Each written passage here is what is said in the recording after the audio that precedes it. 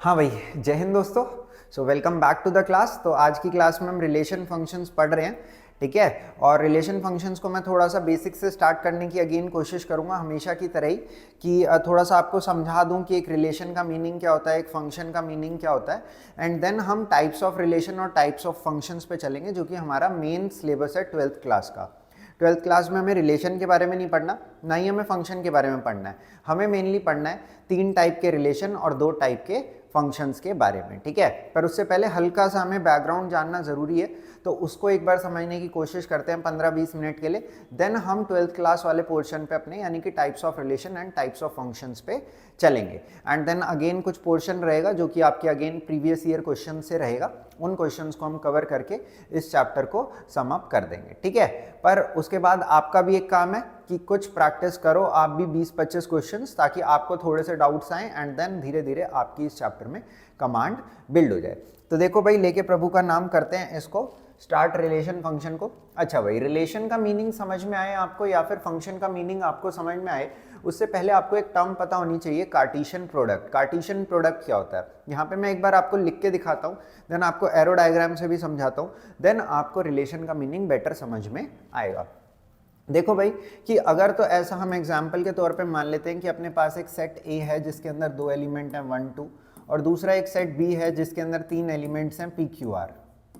अगर मेरे को कोई बोलता है कि ए क्रॉस बी या फिर Cartesian product of A and B क्या होगा, so it is written like set of all X comma Y such that जो पहला एलिमेंट है एक्स कॉमा वाई का, यानी कि x, it comes from the first one that is here that is x, and जो second element है यानी कि y, ये किससे आएगा, b से आ जाएगा, ठीक है। बहुत ही खतरनाक चीज़ ये तो कुछ दिख रही है अभी, क्योंकि ये मैंने रोस्टर फॉर्म में लिखी है, सॉरी सेट बिल्डर फॉर्म में लिखी है। जब मैं अभी इसे रोस्टर फॉर्म में लिखूंगा तो आपको आसानी से चीज़ें समझ में आनी लग जाएंगी। अगर a क्रॉस b की बात हो रही है तो इसका एक एलिमेंट उठाओ 1 और इसको क्रॉस किसके साथ करा दिया, p के साथ। अब 1 को किसके साथ क्रॉस कराएंगे, q के साथ, देन 1 r के साथ, देन 2 p के साथ जा रहा है, देन 2 q के साथ जा रहा है, एंड देन 2 किसके साथ जा रहा है, r के साथ जा रहा है। यानी कि every element of set A got related to every element of set B। 1 p के साथ, 1 q के साथ, 1 r के साथ रिलेट हो गया, 2 भी p के साथ, 2 q के साथ, 2 r के साथ भी रिलेट हो गया हमारा। आ गई ये बात समझ में आपको, ठीक है। अब यहीं पे अगर आप दूसरी चीज कैलकुलेट करो, यानी कि B क्रॉस A, आपको अब यहाँ पे ये चीज समझ में आनी चाहिए क्या, कि अब की बार B के एलिमेंट पहले आएंगे और A के एलिमेंट कहाँ आएंगे, बाद में आएंगे। यानी कि अब की बार जो आपको लिखना है वो क्या लिखना है, P को आपने 1 से रिलेट कराया, देन P को 2 से रिलेट कराया, देन Q को 1 से रिलेट कराया, Q को 2 से रिलेट कराया, देन R को 1 से रिलेट कराया, एंड R को 2 से भी आपने रिलेट करा दिया। तो आपको ये समझना यहाँ पर थोड़ा सा जरूरी है कि जब आप कार्टेशियन प्रोडक्ट कर रहे हो A और B का, तो अगर तो आप A क्रॉस B करते हो तो कुछ आ रहा है, और अगर आप B क्रॉस A कर रहे हो तो कुछ आ रहा है। और ये जो दोनों कुछ है ये आपस में इक्वल नहीं है, क्योंकि यहाँ 1 P से रिलेटेड है पर यहाँ पे P 1 से रिलेटेड है। It is kind of relation. For example हम ऐसा बोल सकते हैं कि 1 जो है वो P के फादर है, तो P 1 के फादर नहीं हो सकते, अब P 1 के सन या डॉटर होंगे। आ रही है बात समझ में या नहीं आ रही बात समझ में? तो जिस वे से 1 जो है वो P से रिलेटेड है, उस वे से ज़रूरी नहीं है कि P भी 1 से रिलेटेड हो सकता है, they might be following a different relation, ठीक है। तो इसलिए 1 comma P is not equals to P comma 1, और A क्रॉस B का जो हमारा आंसर आ रहा था और जो B क्रॉस A का आंसर आ रहा है, ये आपस में इक्वल नहीं है। ये जो क्रॉस मैंने किया है इसी को हम क्या बोलते हैं, कार्टेशियन प्रोडक्ट बोलते हैं। और हमने यहाँ पर एक चीज़ देख ली कि A क्रॉस B और B क्रॉस A आपस में इक्वल नहीं होते, पर A क्रॉस B और B क्रॉस A की कुछ एक ऐसी चीज़ है जो इक्वल होती है, that is their number of elements. यानी कि number of elements in A cross B जितने होंगे उतने ही नंबर ऑफ एलिमेंट्स होंगे B क्रॉस A में। आप देख सकते हैं यहाँ पे भी 6 एलिमेंट हैं और यहाँ पे भी कितने एलिमेंट हैं, 6 एलिमेंट हैं। अच्छा, आप खुद सोचो कि A में 2 थे और B में कितने थे, 3 थे। जब हमने इनका क्रॉस किया तो कितने आ गए, 6 आ गए, ठीक है। So number of elements in A cross B आप ऐसा सोच सकते हो कि हमेशा इक्वल होते हैं number of elements in A into में number of elements in B। I hope ये बात आपको समझ में आ गई होगी। यानी कि कार्टेशियन प्रोडक्ट में कितने एलिमेंट होंगे, जितने A में थे इनटू में जितने B में थे। अगर सपोज A के अंदर 7 एलिमेंट होते और बी के अंदर 4 एलिमेंट होते, तो ए क्रॉस बी में कितने एलिमेंट हो जाते हैं, यहाँ पे हमारे पास 28 एलिमेंट्स हो जाते। तो यहाँ पे अभी मैंने आपको ये जो कार्टेशियन प्रोडक्ट बताया, ये आपको सेट बिल्डर फॉर्म में बताया, देन यहाँ पे मैंने आपको इसको रोस्टर फॉर्म में लिख करके भी दिखा दिया। अगर आप इसी जो भी ये कार्टेशियन प्रोडक्ट था, इसी को एरो डायग्राम से समझने की कोशिश करें तो ऐसे समझ सकते हो कि ये एक सेट ए है और ये दूसरा सेट बी है। सेट ए के अंदर 2 एलिमेंट्स हैं 1 और 2, और सेट बी में 3 एलिमेंट्स हैं पी क्यू आर। ठीक है, आप ऐसा सोचो कि सेट ए का 1 एलिमेंट पी से रिलेटेड है, देन क्यू से रिलेटेड है, देन आर से रिलेटेड है, देन 2 पी से रिलेटेड है, देन क्यू से रिलेटेड है, देन आर से रिलेटेड है। तो ये क्या हो गया, हमारा एक कार्टेशियन प्रोडक्ट हो गया, that every element of 1 is related to every element of A is related to every element of B, so it is called Cartesian product. ठीक है, अच्छा भाई, अब हम रिलेशन समझने की कोशिश करते हैं कि रिलेशन क्या है। रिलेशन क्या है? रिलेशन की देखो बहुत ही छोटी सी एक डेफिनेशन है, क्या कि एक जो हमारा कार्टेशियन प्रोडक्ट अभी हमने सीखा है ना, उसी का अगर हम एक सबसेट कर दें, ठीक है, पूरा का पूरा कार्टेशियन प्रोडक्ट भी ले सकते हैं, पर अगर हम उसका एक छोटा पार्ट भी लेते हैं then it will be called a relation. I hope ये बात आपको समझ में आ रही होगी। सो यहाँ पे एक बार मैं लिख देता हूँ, देन थोड़ा सा और एक्सप्लेन करने की कोशिश करता हूँ। It is a subset of Cartesian product. थोड़ा मैं एक एग्जाम्पल से आपको समझाने की कोशिश करता हूँ। देखो, जैसे कि ये एक सेट ए था, एक फैमिली है ये ए, और ये फैमिली है बी। इस फैमिली में 3 मेंबर्स हैं ए, बी और सी, और इस फैमिली में 3 मेंबर्स हैं पी, क्यू, आर। ठीक है, हमने ए की शादी पी से करा दी। ठीक है, ए एक लड़का है और पी क्या है, एक लड़की है।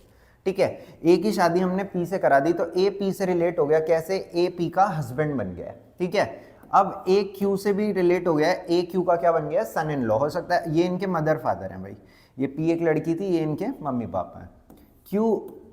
ए आर से कैसे रिलेट हो गया, इनका भी ये क्या बन गया, सन इन लॉ बन गया। ऐसे ही बी जो है पी से रिलेट हो जाएगी, ये इनकी मदर इन लॉ बन जाएंगी, है ना, और सी जो है वो पी से रिलेट हो जाएंगे, इनके फादर इन लॉ बन जाएंगे। ऐसे ही ये लोग भी आपस में रिलेट हो जाएंगे।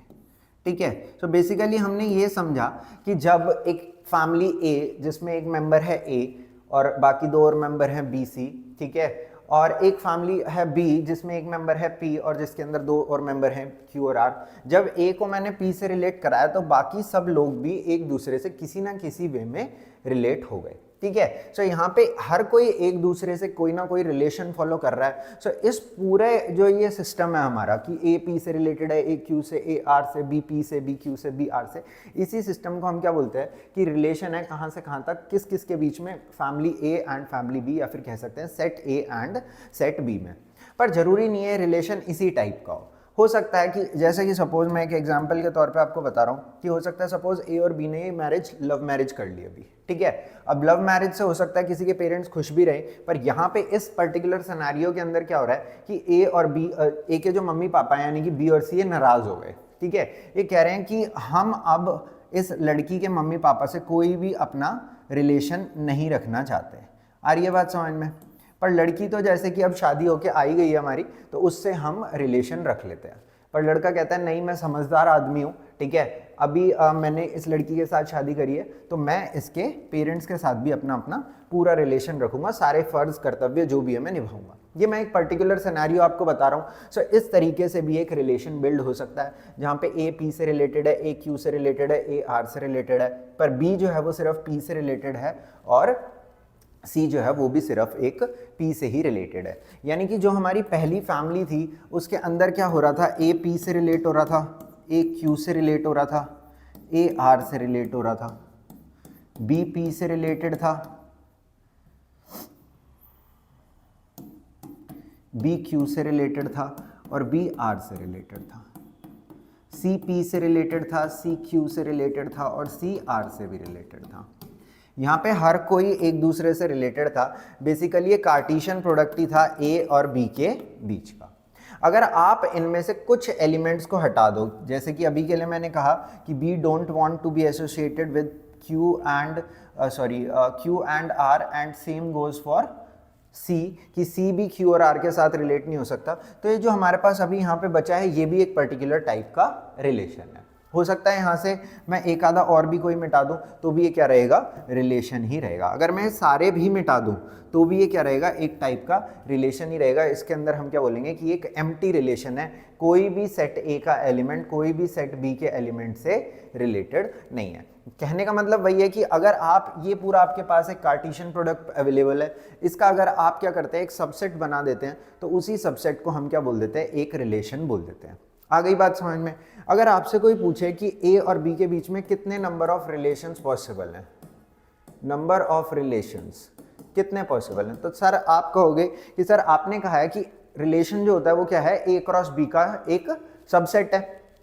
अच्छा भाई, ए क्रॉस बी में कितने एलिमेंट हैं? आप कहोगे सर आपने अभी अभी हमने बताया कि ए क्रॉस बी में कितने एलिमेंट होते हैं, जितने एलिमेंट ए में हैं टाइम्स जितने एलिमेंट बी में। जैसा कि हमने यहाँ पे भी देखा था कि ए में 2 एलिमेंट थे और बी में 3 एलिमेंट थे, तो ए क्रॉस बी में कितने एलिमेंट आ गए, 6 एलिमेंट आ गए। अब यहाँ पे ए में 3 है और बी में भी 3 है, तो ए क्रॉस बी में कितने एलिमेंट आ जाएंगे, 9 एलिमेंट्स आ जाएंगे। किस में है, ए क्रॉस बी में, ठीक है। और आपने सबसेट का फॉर्मूला पढ़ रखा है कि अगर आपको किसी भी चीज का सबसेट बताना है कि कितने सबसेट होते हैं किसी भी चीज के, तो that is 2 raise to the power n। अब यहाँ पे हम ये देख सकते हैं कि हमें किसके सबसेट ढूंढने हैं, ए क्रॉस बी के, और ए क्रॉस बी में कितने एलिमेंट्स हैं, 9 एलिमेंट्स हैं। तो इसके बीच में ए और बी में कितने रिलेशंस फॉर्म हो सकते हैं, 2 रेज़ टू द पावर 9। तो आप इसको ऐसे भी याद रख सकते हो कि अगर आपको डायरेक्ट एक फॉर्मूला जनरेट करना है, so number of relation between A and B कितने होंगे, 2 raise to the power mn, जहाँ पे m क्या है, number of elements in A, and n क्या है, number of elements in b। ऐसा क्यों हो रहा है वो भी मैंने आपको बता दिया। अब ये 2 की पावर n ही क्यों होता है, या जो भी ये नंबर ऑफ सबसेट्स का फॉर्मूला है वो अभी हमारी क्लास का टॉपिक नहीं है, तो उसको अभी के लिए हम छोड़ देंगे। आप बस ये देखो नंबर ऑफ सबसेट्स कितने होते हैं, 2 की पावर n होते हैं। कार्टेशियन प्रोडक्ट क्या है कि हर एलिमेंट ऑफ ए को हर एलिमेंट ऑफ बी से रिलेट करना है। रिलेशन क्या है, कार्टेशियन प्रोडक्ट का ही एक सबसेट है। अगर कार्टेशियन प्रोडक्ट में 9 एलिमेंट्स थे तो इसके कितने सबसेट्स बन सकते हैं, 2 की पावर 9। इसी को हम क्या बोल रहे हैं, नंबर ऑफ रिलेशंस बोल रहे हैं, ठीक है। हालांकि अभी आपसे आगे चल के वो थोड़े डिफरेंट टाइप के रिलेशंस के बारे में भी पूछेगा, वो हम क्वेश्चंस के साथ साथ ही कवर करने की कोशिश कर लेंगे। आई होप आपको एक बेसिक मीनिंग रिलेशन का क्लियर हो गया होगा। अब आगे चलते हैं और फंक्शन को एक बार समझते हैं, देन हम इस क्लास के मेन टॉपिक पे आएंगे जो कि है types of relation and types of function. अच्छा भाई देखो, लास्ट क्लास में भी जब मैं आपको इनवर्स ट्रिग्नोमेट्रिक फंक्शन बता रहा था, मैंने हल्का सा आपको इसके बारे में आइडिया देने की कोशिश करी थी, पर आज इसको थोड़ा सा हम ढंग से सीखेंगे। देखो जो फंक्शन है ना वो एक टाइप का रिलेशन ही है। किस टाइप का रिलेशन है, देखो फंक्शन ये कहता है कि भाई हर इनपुट के लिए एक आउटपुट अवेलेबल होना चाहिए। अगर तो रिलेशन में हर इनपुट के लिए अवेलेबल आउटपुट अवेलेबल है और ये आउटपुट यूनिक है, तो हम इस टाइप के रिलेशन को क्या बोल सकते हैं, फंक्शन बोल सकते हैं। थोड़ा सा मैं एग्जाम्पल के तौर पे आपको समझाने की कोशिश करता हूँ। सबसे पहले मैं एरो डायग्राम से आपको समझाने की कोशिश करूँगा। देखो ये एक सेट ए था, ये एक सेट बी है, तो इसके अंदर 3 एलिमेंट थे ए बी सी, और यहाँ पे 2 एलिमेंट थे पी क्यू, और ये ए से बी हमारा एक रिलेशन था कुछ इस तरीके का। ए से बी एक रिलेशन जा रहा है, ए पी से रिलेटेड है, बी क्यू से रिलेटेड है। तो मैंने कहा कि फंक्शन के अंदर हर इनपुट के लिए एक आउटपुट होना चाहिए, और क्योंकि यहाँ पे सी के लिए कोई भी आउटपुट अवेलेबल नहीं है तो मैं इसे फंक्शन नहीं बोल सकता। फिर देखो आगे समझो, जैसे कि अगर मैं ये बोलूं कि एक सेट है ए और एक सेट है बी, ठीक है, ये ए है, ये बी है, ये पी है, ये क्यू है, ये आर है। अब देखो ए का आउटपुट क्या है, पी है, और बी का आउटपुट क्या है, क्यू बी है और आर बी है। सो अब हमने यहाँ पर ये देखा कि बी जब मैंने इनपुट किया तो ए की इनपुट पे मल्टीपल आउटपुट्स मेरे को देखने के लिए मिल रहे हैं, सो इसलिए फंक्शन नहीं होगा। और ये आपको बात समझ में, एक ऐसा रिलेशन जिसके अंदर आपको एक तो हर इनपुट के लिए आउटपुट मिल जाए और दूसरा एक इनपुट का सिर्फ एक ही आउटपुट मिले, देन आप इस तरीके के रिलेशन को क्या बोल सकते हैं, फंक्शन बोल सकते हैं। फॉर एग्जाम्पल मैं एक और समझाता हूँ। यहाँ पे ए से बी अगर मेरे को जाना है, देखो मैंने 2 चीज़ बोली हैं। एक चीज़ मैंने ये बोली है कि हर इनपुट का आउटपुट अवेलेबल होना चाहिए, दूसरा मैंने ये बोला है कि एक इनपुट से एक ही आउटपुट आना चाहिए, ठीक है। देखो यहाँ पे अपने पास क्या है, 3 इनपुट्स अवेलेबल हैं, P Q A B C, और यहाँ पे 3, अब 3 या ले लो 4 ले लो, कितने भी ले लो, पी क्यू आर एस ले लिया। अब ए का आउटपुट क्या है, बी, पी है, बी का अपना क्यू है और सी का क्या है, अपना एस है। तो इस केस में हम इसे फंक्शन बोल सकते हैं, क्योंकि देखो हर इनपुट का आउटपुट अवेलेबल है। मैंने 2 चीज़ कही हैं, एक तो हर इनपुट का आउटपुट अवेलेबल होना चाहिए। ए के कितने आउटपुट हैं, 1, बी का कितना आउटपुट है, 1, सी के कितने आउटपुट हैं, 1।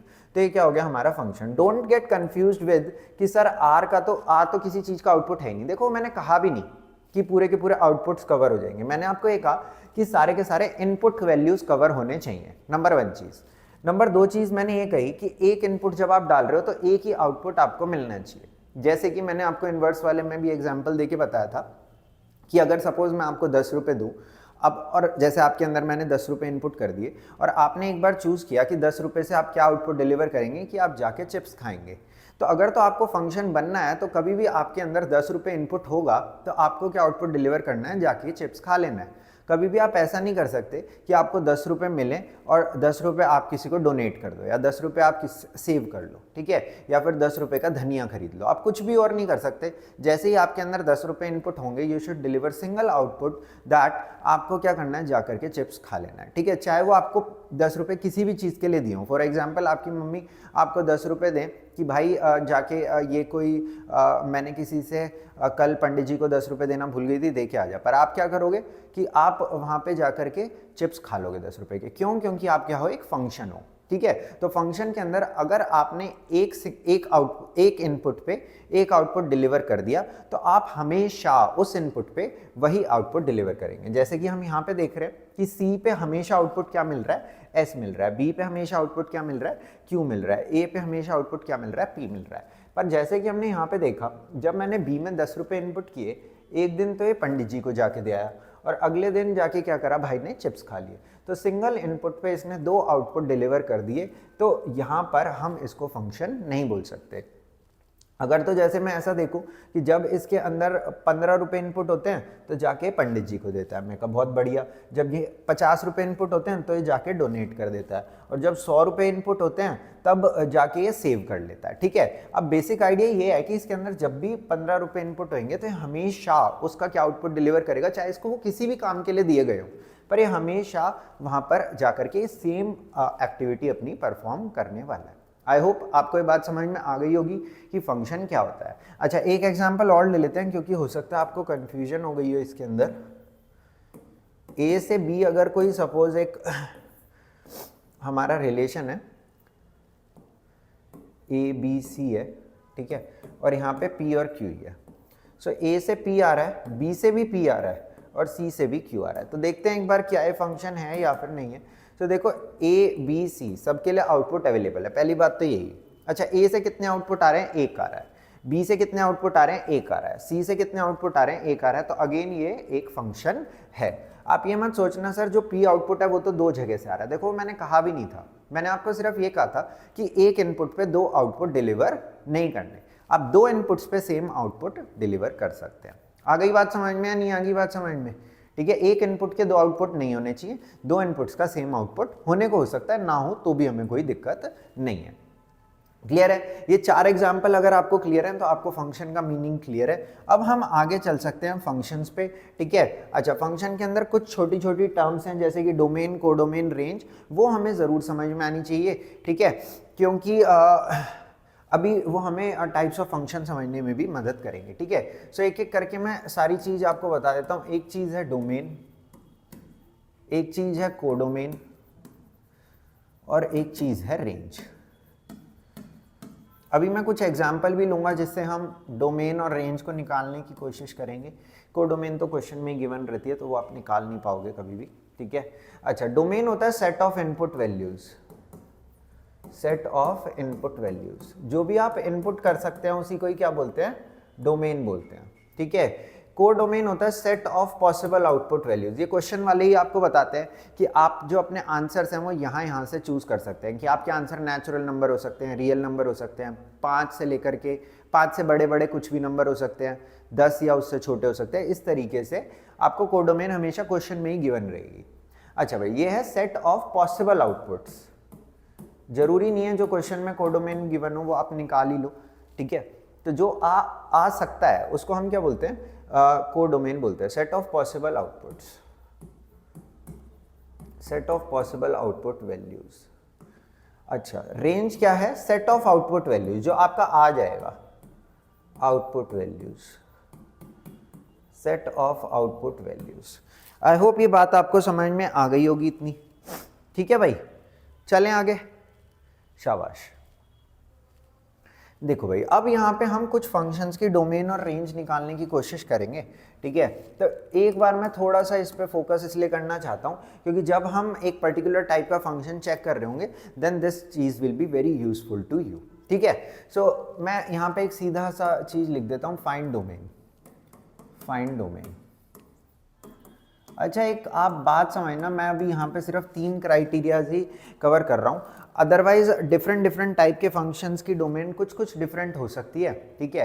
पर उतना डीप में अभी हम नहीं जाएंगे, ठीक है, क्योंकि वो कभी मतलब आपसे पूछा भी नहीं जाने वाला। ज़्यादातर आपसे अलजेब्रा ही पूछेगा 99% ऑफ द टाइम्स, और उसको हम अभी यहाँ पे कवर कर रहे हैं। स्टिल मैं आपको एक बार हल्का सा टाइप्स ऑफ फंक्शन बता दूंगा, greatest integer function, fractional part function, modulus function, ये सब मैं अभी थोड़ा आपको बता देता हूँ, ठीक है, ताकि अगर बाई चांस कभी कुछ आ भी जाता है तो भी आप उसे अटेम्प्ट कर पाओ, ठीक है। पर उससे पहले मोस्ट इंपॉर्टेंट चीज़ को हम पहले देखेंगे, find domain of fx is equals to 3x minus 2 और यहाँ पर लिखा हुआ है x square minus 3x plus 2, ठीक है। इस तरीके से यहाँ पर लिखा हुआ है, इसकी डोमेन आपको निकालनी है। सो देखो भाई, यहाँ पे आप एक चीज़ समझो कि कभी भी कोई फंक्शन है उसके अंदर आप ऐसी वैल्यू इनपुट नहीं कर सकते जिससे कि क्या हो कि जो डेनोमिनेटर है वो 0 बन जाए, ठीक है। So denominator should not be equals to 0, denominator should not be equals to 0। So इस कंडीशन का अब हम इस्तेमाल करते हैं, denominator should not be equals to 0 का। So X square minus 3x plus 2 should not be 0। So इसको मैंने फैक्टराइज कर लिया x माइनस 2 x माइनस 1 में, and this should not be 0। तो यहाँ से मैं बोल सकता हूँ x की वैल्यू 2 नहीं होनी चाहिए और x की वैल्यू 1 नहीं होनी चाहिए, बाकी x की वैल्यू कुछ भी हो सकती है। आइए बात समझ में या नहीं, यही बात समझ में। तो अगर मैं इसकी डोमेन लिखूंगा तो लिखूंगा x belongs to real except 1 and 2। I hope ये बात आपको समझ में आ गई होगी। अगले क्वेश्चन पे चलते हैं। अगले क्वेश्चन में बोल रहे हैं fx is equals to square root of, जैसे कि यहाँ पर लिखा है 9 माइनस एक्स स्क्वायर, ठीक है। वाई fx किसके इक्वल है, square root of 9 minus X square. अच्छा देखो, इसका मीनिंग क्या है कि आपको ये समझना आना चाहिए अब कि रूट के अंदर आप कभी भी नेगेटिव इनपुट नहीं कर सकते। तो रूट के अंदर जो भी लिखा है this should be greater than equals to 0, क्योंकि अगर रूट के अंदर नेगेटिव बन गया तो नंबर क्या बन जाएगा, इमेजिनरी, और फिर ये फंक्शन रियल नहीं रहेगा। आई होप ये बात आपको समझ में आ गई होगी। अब कई बच्चे इसको ऐसे सॉल्व करने की कोशिश करेंगे, ठीक है, और यहाँ पे फिर अंडर रूट ले जाके प्लस माइनस का स्टैंड करेंगे और ये मोर देन इनकरेक्ट हो जाएगा, ठीक है। तो इसको सही तरीके से कैसे करना है, आपने जैसे कि मैक्सिमा मिनिमा या इंक्रीजिंग डिक्रीजिंग में वेवी कर्व मेथड नाम की एक चीज़ सुनी थी, उसी से आप इसको डील करेंगे। आप इसको फैक्टराइज करेंगे 3 minus X 3 plus X and it should be greater than equals to 0। आप यहाँ पे एक नंबर लाइन बनाएंगे जिस पे क्रिटिकल पॉइंट्स मार्क करेंगे। क्रिटिकल पॉइंट वो पॉइंट है जहाँ पे ये फंक्शन क्या हो रहा हो, 0 हो रहा हो। तो एक क्रिटिकल पॉइंट आ गया -3 और दूसरा क्रिटिकल पॉइंट क्या आ गया, 3 आ गया। अगर आप अब x की वैल्यू 3 से बड़ी चूज़ करते हैं, फॉर एग्जांपल 5, तो ये नेगेटिव हो रहा है और ये पॉजिटिव हो रहा है, यानी कि अल्टीमेटली हमें यहाँ नेगेटिव मिल रहा है। आप डाल के देख सकते हो, अदरवाइज 95% ऑफ द टाइम्स ऐसे अल्टरनेट साइंस ही आपको देखने के लिए मिल जाएंगे। एक बार मैं डाल के दिखा देता हूँ, -3 से 3 के बीच में कोई भी एक पॉइंट चूज़ कर लो। जैसे मैंने 1 चूज़ कर लिया तो यहाँ पे कितना आ रहा है, पॉजिटिव, यहाँ भी पॉजिटिव, तो क्या आ गया, पॉजिटिव आ गया। -3 से छोटा चूज़ कर लो, जैसे -5, तो ये क्या हो रहा है, पॉजिटिव, और ये क्या हो रहा है, नेगेटिव, पॉजिटिव, नेगेटिव, नेगेटिव। अब हमें क्या चाहिए, greater than equals to 0। So यहाँ पे हम सिंपली क्या लिख सकते हैं कि x की वैल्यू जो है वो -3 से लेकर के 3 के बीच में होनी चाहिए। आई होप ये बात भी आपको समझ में आ गई होगी डोमेन से रिलेटेड। तो यहाँ पे हमने दो पॉइंट पढ़े। पहला पॉइंट हमने ये पढ़ा, denominator should not be equals to 0। दूसरा पॉइंट मैंने ये पढ़ा, रूट के अंदर जो भी है this should be greater than equals to 0। अब हो सकता है at times they might combine these two equations, तो आपको इन दोनों को एक साथ फॉलो करवाना पड़ेगा।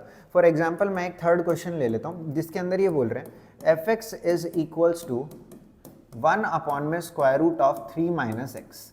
3 माइनस एक्स स्क्वायर भी लिख सकते थे, कोई ज़्यादा बड़ी बात नहीं है, पर इतना आई होप आपको समझ में आ गया होगा। अब देखो यहाँ पे मैंने जैसे ही रूट देखा तो मेरे दिमाग में आया कि भाई रूट के लिए तो मेरे को ये पता है कि this should be greater than equals to 0, पर फिर आपने मेरे को कहा कि सर ये डेनोमिनेटर भी तो है, तो इक्वल्स टू नहीं हो सकता। समझ रहे हो आप बात को? इक्वल्स टू 0 नहीं हो सकता, क्योंकि अगर डेनोमिनेटर इक्वल्स टू 0 हो गया तो फिर क्या होगा, अगेन ये नॉट डिफाइंड हो जाएगा, बिकॉज फाइनाइट बाय 0 क्या हो जाता है, नॉट डिफाइंड हो जाता है। आई होप ये बात आपको समझ में आ गई होगी। अच्छा भाई, अब minus x is greater then -3 और नेगेटिव से नेगेटिव काटेंगे तो इनइक्वालिटी का साइन चेंज हो जाएगा। तो ये बोल रहे हैं x should be less than 3, तो ये आ जाएगा -∞ से 3। आई होप ये बात भी आपके दिमाग में अच्छे से घुस गई है, ठीक है, कि अगर दोनों कंडीशन एक साथ कंबाइन होती है तो हम क्या काम करेंगे। ठीक है, अब आगे चलते हैं। ठीक है, मैं जानबूझ के यार ये सब चीज़ें आपको पहले से ही सिखाने की कोशिश कर रहा हूँ। अगेन जब मैं टाइप्स ऑफ फंक्शन में 1 1 ऑन 2 बताऊंगा तो इसको हल्का सा दोबारा बताने वाला हूँ, बट स्टिल अभी मेरे को पता है 11वीं की इतनी सारी चीज़ें आपको याद नहीं रहती, तो हल्का सा मैं ब्रीफ आपको जस्ट कर रहा हूँ, सुन लो बात को। ठीक है, बहुत लंबी वीडियो नहीं होगी भाई, 1.5 घंटे में मैं पूरा चैप्टर आज भी निपटा दूंगा। ठीक है, देखो भाई इधर आगे चलते हैं, थोड़ा सा रेंज के बारे में और समझो। रेंज भाई, फिर मैं मेन चीज पे आता हूं, types of relation and types of function पे। ठीक है, अच्छा भाई, रेंज का मतलब देखो अभी अभी हमने सीखा कि सेट ऑफ क्या होता है, आउटपुट वैल्यूज होता है। ठीक है, जो हमें आउटपुट में वैल्यूज मिलती हैं उसी को हम क्या बोलते हैं, रेंज बोलते हैं। रेंज निकालने का तरीका क्या है भाई, देखो बहुत ही सिंपल सा तरीका है कि हमें सबसे इंपॉर्टेंट बात यही है कि हमें रेंज निकालनी एक्चुअल में आती नहीं है। ठीक है, सो हम क्या करते हैं, जैसे कि सपोज एक फंक्शन था, ये ए से बी जा रहा था, ठीक है, इसके इनपुट वैल्यूज थे ए बी सी, ये ए से ये आउटपुट आता था, इससे ये आउटपुट आता था और इससे ये आउटपुट आता था। अब देखो रेंज तो वैसे हमें निकालनी नहीं आती है, तो हम क्या, रेंज यहाँ पे है क्या, पी क्यू आर है ना, तो हम इसके लिए क्या करते हैं, हम फंक्शन को रिवर्स कर देते हैं। रिवर्स करने को बोलते हैं इन्वर्स, हम फंक्शन का इन्वर्स करते हैं।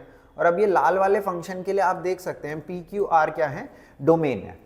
आई होप ये बात आपको समझ में आ गई होगी कि पी क्यू आर जो काले वाले फंक्शन के लिए पहले रेंज थी, यानी कि आउटपुट वैल्यूज थी, वो लाल वाले फंक्शन के लिए क्या है, इनपुट वैल्यूज है, यानी कि ये क्या है, डोमेन है। ये बात समझ में आई या नहीं आई आपको? सो हम बेसिकली करेंगे सिर्फ इतना कि हम फंक्शन को इन्वर्स कर देंगे और इन्वर्स करके उसकी डोमेन ही कैलकुलेट करके आपको बता देंगे। आ गई बात समझ में, नहीं आ गई बात समझ में? ठीक है, सो जो इन्वर्स की डोमेन होगी वो हमारे ओरिजिनल फंक्शन की क्या थी, रेंज थी। तो यहाँ पे रेंज, फाइंड रेंज है, वही है find range, find range. So पहले सवाल में बोल रहे हैं y is equals to x plus 1 by में x प्लस 3, जैसे सपोज ऐसे लिख दिया इन्होंने। ठीक है, हालांकि ज़्यादा कॉम्प्लिकेटेड लिख दिया मैंने, कुछ थोड़ा सिंपल लिख लेता हूँ पहले। ठीक है, ऐसे लिख लिया। ठीक है, अब आपको इसको क्या करना है, इन्वर्स करना है एंड देन आपको इसकी डोमेन निकालनी है। ठीक है, उसी को हम क्या बोल देंगे, रेंज बोल देंगे। देखो करना कैसे वो समझो। अभी यहाँ पे y x की टर्म्स में एक्सप्रेस्ड है, आपको इसका उल्टा कर देना है, x को y के टर्म्स में एक्सप्रेस कर देना है। कैसे करोगे, x की वैल्यू निकालनी है आपने क्या करनी है, x की वैल्यू निकालनी है यहाँ से। सो x को आइसोलेट करो, तो x की वैल्यू यहाँ से क्या आ गई, 3y प्लस 1 अपॉन में y माइनस 1। अब आप y को डोमेन के लिए ही सॉल्व कर दो। आप कहोगे सर यहाँ पे सिर्फ डेनोमिनेटर की कंडीशन है and denominator should not be equals to 0, that is y should not be equals to 1। तो हम सिंपल सी इतनी बात ही कहेंगे कि y की कोई भी वैल्यू आ सकती है, बस 1 नहीं आ सकती। ठीक है, आया समझ में, नहीं आया समझ में? तो यही क्या है, रेंज निकालने का तरीका है। एक और ले लेते हैं example, y is equals to square root of, यहाँ पे लिख लेते हैं 9 माइनस एक्स स्क्वायर। 9 मत लिखो, यहाँ लिखो 25 माइनस एक्स स्क्वायर लिख लो। ठीक है, अभी यहाँ पे y किसकी टर्म्स में एक्सप्रेस्ड है, x की टर्म्स में एक्सप्रेस्ड है। जानबूझ के सवाल करवा रहा हूँ मैं, क्योंकि इसको आते हुए भी बहुत सारे बच्चे गलत करेंगे। X square is equals to 25 minus Y square हो जाएगा। आ गया इतना समझ में या नहीं आ गया इतना समझ में? तो x की वैल्यू अब यहाँ से कितनी आएगी, square root of 25 minus Y square. आप कहोगे सर ये तो रूट की कंडीशन बन गई। मैं कहा रूट की कंडीशन में क्या करते हैं, आप कहोगे सर रूट के अंदर नेगेटिव नहीं होना चाहिए। मैं कहा क्या होना चाहिए, आप कहोगे sir greater than equals to 0 होना चाहिए। मैं कहा ठीक है, फिर क्या जी नंबर लाइन बना लो। मैं कहा बना ली। मैंने कहा ये लो नंबर लाइन तैयार है, ठीक है। नंबर लाइन पे क्या मार्क करेंगे? Critical point. क्रिटिकल पॉइंट कौन से? जिन पे ये पूरा मैटर क्या हो जाए? 0 हो जाए। 0 किस पे होगा? y इक्वल टू 5 पे और y इक्वल टू -5 पे। अब 5 से बड़ी वैल्यू बताओ, जैसे मैंने बोल दी 6, तो ये नेगेटिव, ये पॉजिटिव, ठीक है। तो नेगेटिव हो गया, यहाँ पे पॉजिटिव आ जाएगा, यहाँ पे नेगेटिव आएगा। आप कहोगे सर आंसर आ गया। मैं कहा कितना आया? y बिलोंग्स टू -5 to 5, और ये हो जाएगा आपका अगेन रॉन्ग। रॉन्ग क्यों हो गया? करा तो सब कुछ सही है, देखो आपने करा तो सब कुछ सही है, पर आंसर पक्का गलत है। क्यों गलत है? देखो ध्यान से एक बार ओरिजिनल क्वेश्चन को भी आंखें खोल के देख लो। y is square root of something. अगर y square root of something है तो एक सिंपल सी बात आपके दिमाग में ये घुस जानी चाहिए कि स्क्वायर रूट का आंसर कभी भी नेगेटिव नहीं आता, और अगर नेगेटिव नहीं आता तो यहाँ पे नेगेटिव कैसे आ रहा है? सो नेगेटिव वाली चीज़ों को हटा दो, नेगेटिविटी अपनी जिंदगी से और इस क्वेश्चन से दोनों से निकाल के फेंक दो, because y is square root of something, और square root of something is always positive. Clear है ये बात या नहीं है क्लियर? हाँ भाई, इसमें दिक्कत है तो मेरे से पूछ लो एक बार। अच्छा पूछोगे कैसे? कोई बात नहीं, नहीं पूछ पा रहे ना तो कोई बात नहीं, मैं दोबारा बता देता हूँ। देखो इधर y is square root of something, आपने नॉर्मल तरीके से इन्वर्स किया। इन्वर्स का क्या मीनिंग है? यहाँ पे y x की टर्म्स में एक्सप्रेस है, आपने x को y की टर्म्स में एक्सप्रेस कर दिया। अब यहाँ पे square root of something is present, and हमें ये चीज पता है कि square root of something is always positive. तो आपने क्या कहा कि सर ये greater than equal, sorry square root of something का आंसर तो पॉजिटिव आना चाहिए, वो तो मैं समझ गया, पर स्क्वायर रूट के अंदर का मैटर क्या रहना चाहिए? पॉजिटिव या फिर 0 हो सकता है। ये बात समझ पा रहे हो आप? तो यहाँ पे हमने कहा कि ये नेगेटिव नहीं हो पाएगा, क्योंकि अंदर वाला मैटर अगर नेगेटिव हो गया तो ये क्या हो जाएगा? इमेजिनरी हो जाएगा। समझ रहे हो? स्क्वायर रूट ऑफ एनीथिंग क्या हो जाता है? अगर अंदर नेगेटिव आ जाए तो क्या हो जाता है? फिर वो इमेजिनरी हो जाता है। तो हमने कहा है ग्रेटर देन इक्वल्स टू 0 रख लो। तो ग्रेटर देन इक्वल्स टू 0 रखने के बाद हमारी y की वैल्यू आ गई -505, -5 से लेकर के 5। फिर हमने ओरिजिनल क्वेश्चन को देखा तो y was written as square root of something, y was written as square root of something, और हमने कहा कि स्क्वायर रूट ऑफ समथिंग का आंसर कभी भी नेगेटिव नहीं आता। तो यहाँ से मैंने नेगेटिव वाले आंसर्स रिमूव कर दिए। आई होप इतनी बात आपको समझ में आ गई होगी। अच्छा भाई, अब यहाँ पे एक ना थोड़े से 11th में ना कुछ टाइप के फंक्शन होते थे, तो एक बार मैं हल्का सा ब्रीफ करने की कोशिश करता हूँ इन फंक्शंस पे, क्योंकि दो या 3 साल पहले एक बार ग्रेटेस्ट इंटीजर फंक्शन के बारे में उन्होंने हल्का सा कुछ पूछ लिया था। ठीक है, तो मैं कोई ऐसी चीज़ नहीं छोड़ना चाह रहा है यहाँ पे जो आपको ना पता हो। ठीक है, एक बार मैं हल्का सा बता देता हूँ। ठीक है, वैसे भी तो हम जनरल डिस्कशन ही कर रहे हैं, मैं कौन सा बहुत फॉर्मली यहाँ पे प्रिंट आउट वगैरह आपके लिए लगा के बैठा हूँ। समझ रहे हो बात को या नहीं समझ रहे? हम तो जनरल डिस्कशन कर रहे हैं भाई, ये भी होता है, ये भी होता है, ये भी होता है, और इसी बातों में ही हमारा सिलेबस भी पूरा हो जाएगा। ठीक है, तो यहाँ पे देखो थोड़ी सी बस मेरी बात सुन लो। Types of function 1 1 onto, injective, bijective, surjective, इनकी अभी बाद में बात करूंगा। एक बार यहाँ पे ये 11th क्लास के टाइप ऑफ फंक्शन और समझने की कोशिश करो। टाइप्स ऑफ फंक्शंस, ठीक है। तो नंबर 1 पे एक फंक्शन है, इसको हम बोलते हैं मॉडुलस फंक्शन। भाई क्या बोलते हैं? Modulus function. अच्छा, मॉडुलस फंक्शन क्या है? आप मॉडुलस फंक्शन ऐसे समझो कि ये एक खतरनाक मोटिवेटर टाइप का आदमी है। ठीक है, आप इसके पास जैसे ही जाओगे आप बहुत खतरनाक स्टाइल में मोटिवेट हो जाओगे और आपके अंदर पॉजिटिविटी भर जाएगी। ठीक है, तो मॉडुलस फंक्शन, मॉडुलस फंक्शन, इसको सिर्फ किससे मतलब है? मैग्नीट्यूड से मतलब है। ठीक है, आप ऐसा सोच सकते हो, एक लड़का था जिसका नाम था राजू, और राजू एक नेगेटिव आदमी था। अब ये मॉड का साइन होता, मॉड का साइन इज लाइक दिस। अब हमने इसे मॉडुलस फंक्शन के पास भेज दिया, अब राजू के अंदर पॉजिटिविटी आ गई है। अगर राजू पहले से ही पॉजिटिव होता और हम इसे फिर मॉडुलस फंक्शन के पास भेजते तो कोई दिक्कत नहीं है, अभी भी ये पॉजिटिव ही रहता, क्योंकि मॉडुलस फंक्शन क्या करता है? लोगों को मोटिवेट करके उन्हें पॉजिटिव बनाने की कोशिश करता है। आ गई बात समझ में? अगर थोड़ा सा मैथमेटिकली मैं आपसे बात करूं, राजू को बाहर भेज दूं, ठीक है, तो मैं आपको ये बताने की कोशिश करूंगा कि मॉडुलस फंक्शन जो होता है ना भाई, वो किसी भी चीज़ के मैग्नीट्यूड को सिर्फ मैटर करवाता है। फॉर एग्जाम्पल कि जैसे कि सपोज आपने नई ट्रेडिंग स्टार्ट करी, ठीक है, और आपने 10,000 का प्रॉफिट करने की बजाय पहले ही दिन 10,000 का लॉस कर दिया, समझ रहे हो बात को? तो मॉडुलस फंक्शन क्या कहेगा, बहुत अच्छा भाई, क्योंकि इसको सिर्फ फर्क किससे पड़ता है कि जो भी हुआ तो 10,000 का ना, अब वो प्रॉफिट हुआ है चाहे लॉस हुआ है उससे इसको मतलब नहीं है।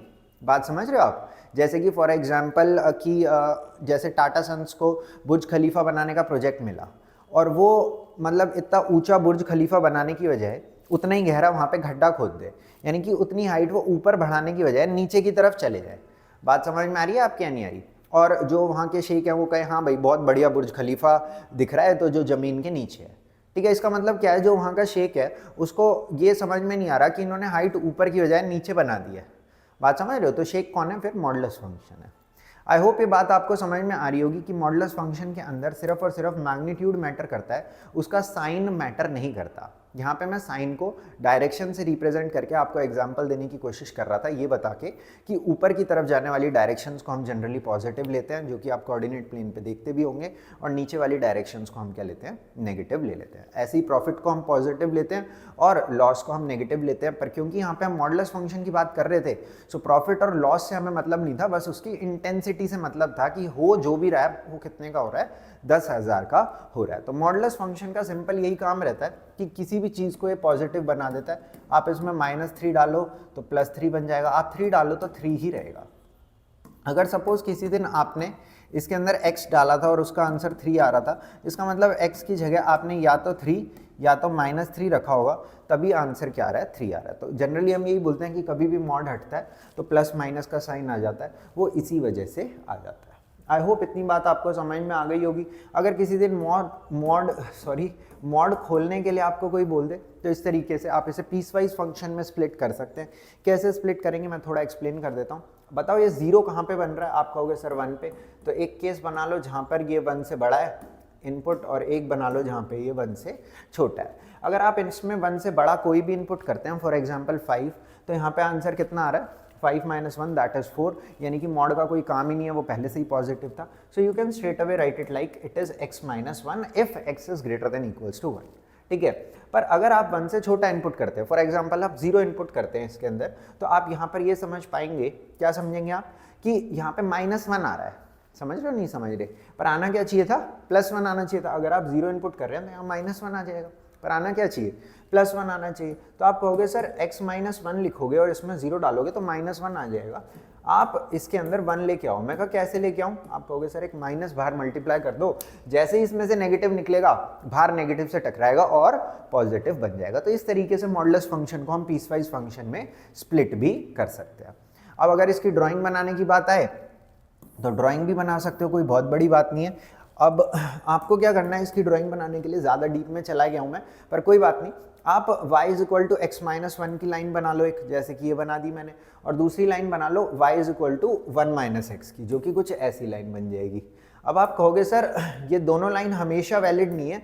मैं कहा कब वैलिड है? आप कहोगे सर ये वाली सिर्फ x इज ग्रेटर देन 1 के लिए वैलिड है, तो मैं कब ग्रेटर देन 1 के लिए इसको वैलिड करवा दो और लेस देन 1 के लिए इसको वैलिड करवा दो। तो यही आपका मॉडुलस का ग्राफ भी हो जाता है। बेसिक कुछ नहीं है, जहाँ पे भी ये 0 हो रहा हो वहाँ पे इस तरीके से एक V बना देना, एंगल 45 डिग्रीज के इसके रख लेना, ठीक है।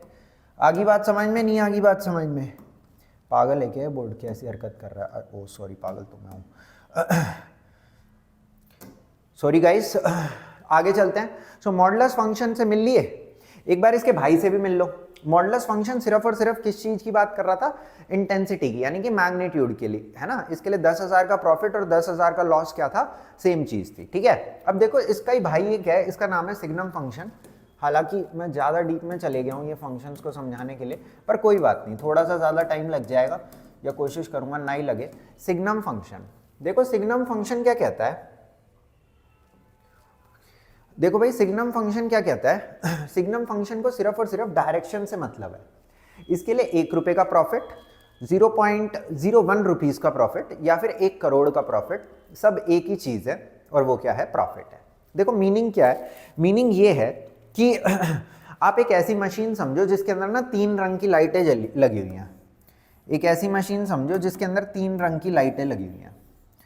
एक लाइट है नीले कलर की, एक लाइट है लाल कलर की, और एक लाइट है हरे कलर की। इसको इधर कर देते हैं थोड़ा सा, एक लाइट है हरे कलर की।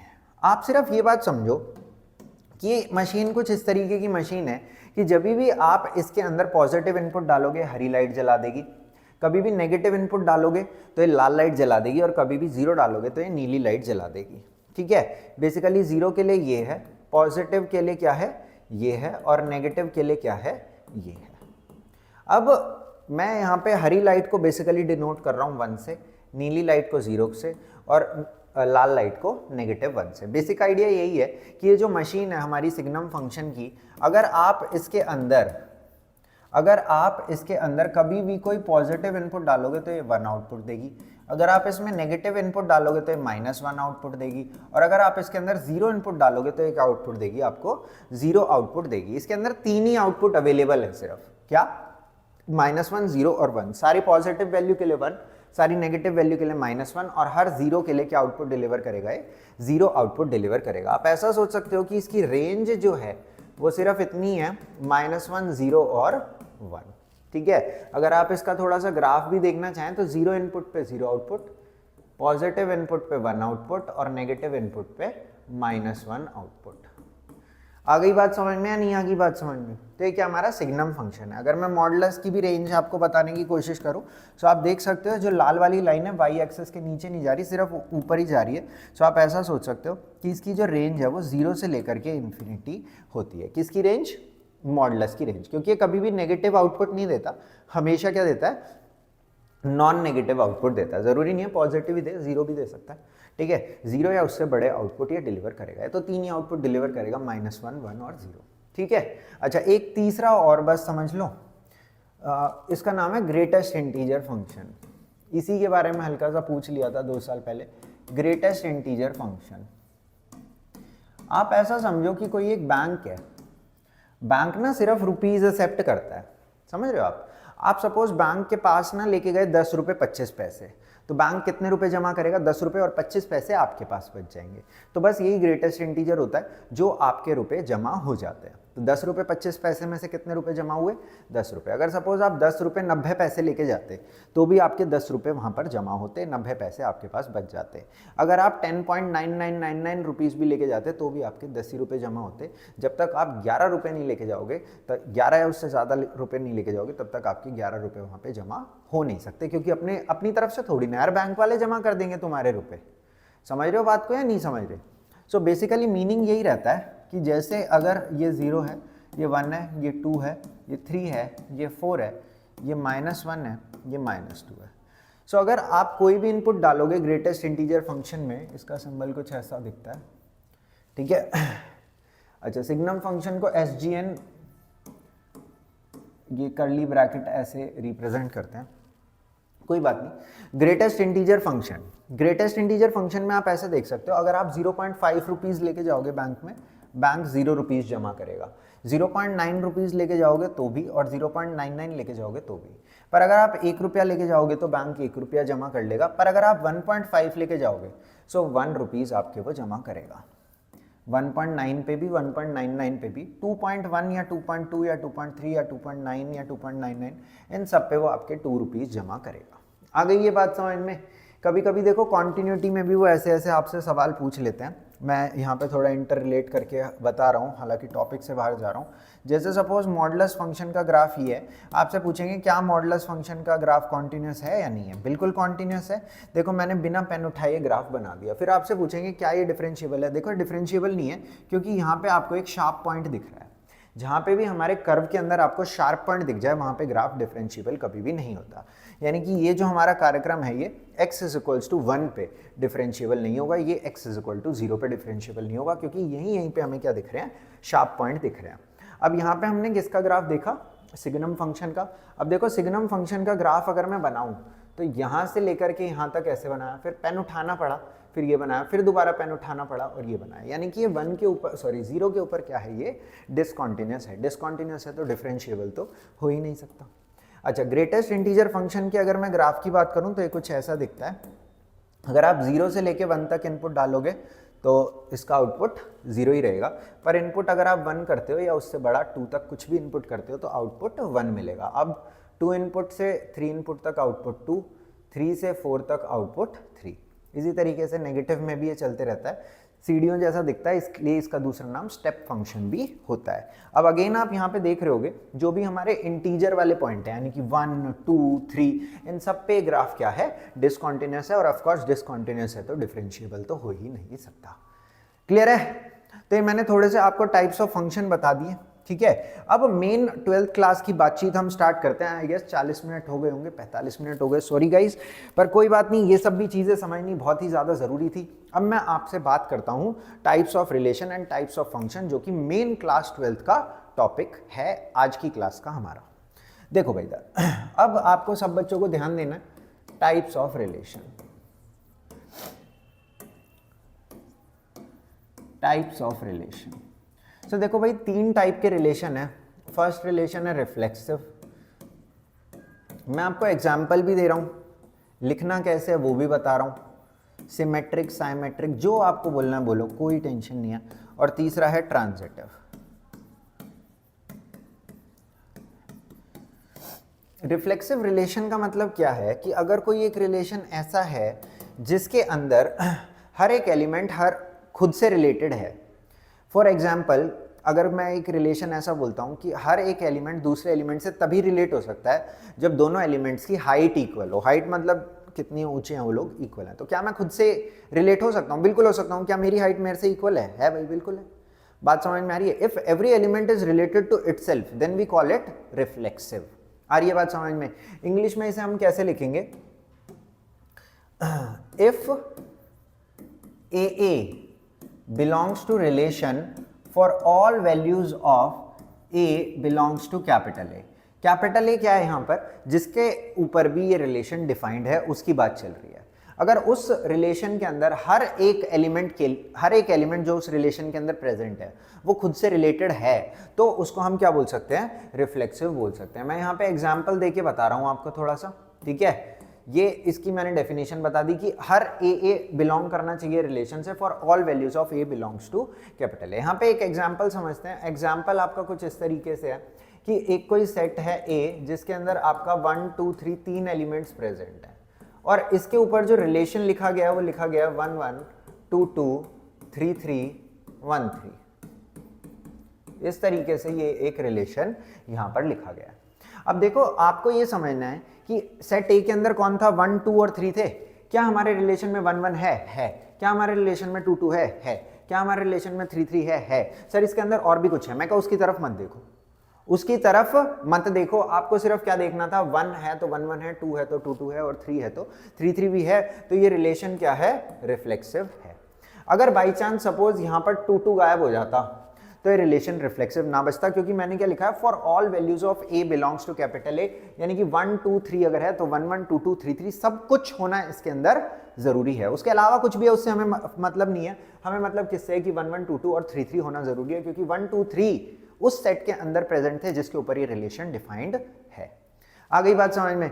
फॉर एग्जाम्पल मैं ऐसा बोल सकता हूँ कि कुछ लाइन्स के बारे में हम बात कर रहे हैं और एक लाइन दूसरी लाइन से तभी रिलेट हो सकती है जब वो दोनों लाइन आपस में पैरेलल हो। क्या लाइन 1 खुद के पैरेलल है? बिल्कुल पैरेलल है। इन दोनों लाइंस के बीच में 0 या फिर 180 डिग्रीज का एंगल बन रहा है। इन दोनों के बीच का डिस्टेंस हमेशा कांस्टेंट है, लाइन 1 और लाइन 1। इन दोनों के बीच का डिस्टेंस हमेशा कांस्टेंट है, कितना? 0। बात समझ में आ रही है? तभी तो हम दो लाइंस को पैरेलल बोलते हैं जब उनके बीच का डिस्टेंस कांस्टेंट रहता है। आगे बात समझ में? सर कोइंसिडेंट नहीं बोलेंगे क्या इन लाइंस को? कोइंसिडेंट बोल सकते हैं, पर कोइंसिडेंट लाइंस भी आपस में पैरेलल ही होती हैं। आ गई बात समझ में या नहीं आ गई बात समझ में? क्लियर है इतना?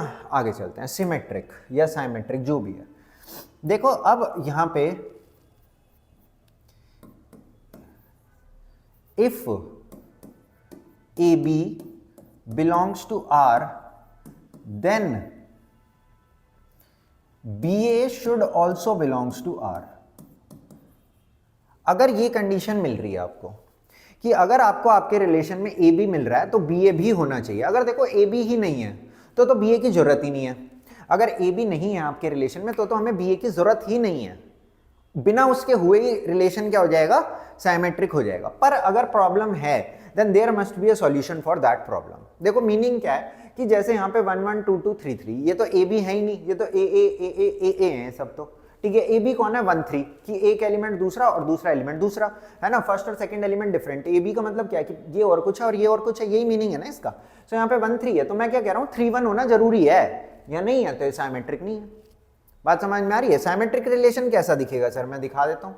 एक रिलेशन था जो कि किस पे डिफाइंड था, कुछ भी नंबर्स ले लो, यहाँ पे 3 7 2 पे डिफाइंड था, ठीक है, 3 7 और 2 पे डिफाइंड था। रिलेशन क्या था, ये रिलेशन था 1 1 1 1 कहां से आ गया, 3 3 7 7 2 7 7 2। अब देखो यहां पे ध्यान से समझो, सबसे पहले आप ये देखो कि ए बी कहां दिख रहा है आपको, जो डिफरेंट चीज है, तो 2 7 दिख रहा है क्या, 2 7 दिखा तो इसका इलाज 7 2 दिख रहा है। सर प्रॉब्लम थी और उसका सॉल्यूशन भी था, तो ये क्या हो जाएगा, साइमेट्रिक हो जाएगा। आ गई बात समझ में? पर ऊपर वाले में प्रॉब्लम तो थी पर इसका कोई सॉल्यूशन नहीं था, 1 3 तो था पर 3 1 नहीं था हमारे पास। बात समझ पा रहे हो? तो ऊपर वाला साइमेट्रिक नहीं हो पाया, ये हो गया। अच्छा सर अगर ये रिलेशन ऐसा ना हो कि रिलेशन ऐसा होता 3 3 7 7 सिर्फ इतना होता, या चलो 2 2 भी होता इसमें, तो क्या ये अपना सिमेट्रिक होता? जी बिल्कुल होता। कैसे होता? देखो मैंने क्या कहा कि अगर ए बी है तो बी ए का होना जरूरी है, अगर ए बी ही नहीं है तो बी ए का होना भी जरूरी नहीं है। If there is a problem then there must be solution of that problem. अगर प्रॉब्लम ही नहीं है तो सॉल्यूशन की भी हमें कोई नीड नहीं है, बिना उसके ही हमारा रिलेशन क्या हो जाएगा, सिमेट्रिक हो जाएगा। आई होप ये बात आपको समझ में आ गई होगी। अगर आपको प्रॉब्लम दिखे तो आपको उसका सॉल्यूशन भी दिखना चाहिए, अगर प्रॉब्लम ही नहीं है तो आपको सॉल्यूशन की भी जरूरत नहीं है, बिना उस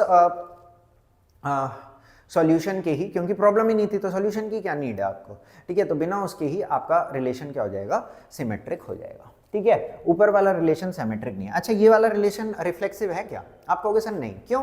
क्योंकि यहाँ पे देखो मैंने लिखा फॉर ऑल वैल्यूज, क्या लिखा, फॉर ऑल वैल्यूज। यहाँ पे मैंने ऐसा कुछ नहीं लिखा, ऊपर लिखा था फॉर ऑल वैल्यूज। तो देखो यहाँ पे 3 3 है, 7 7 है, पर 2 2 नहीं है इसमें, तो ये रिलेशन सिमेट्रिक नहीं है। ये वाला है सिमेट्रिक और ये रिफ्लेक्सिव भी है।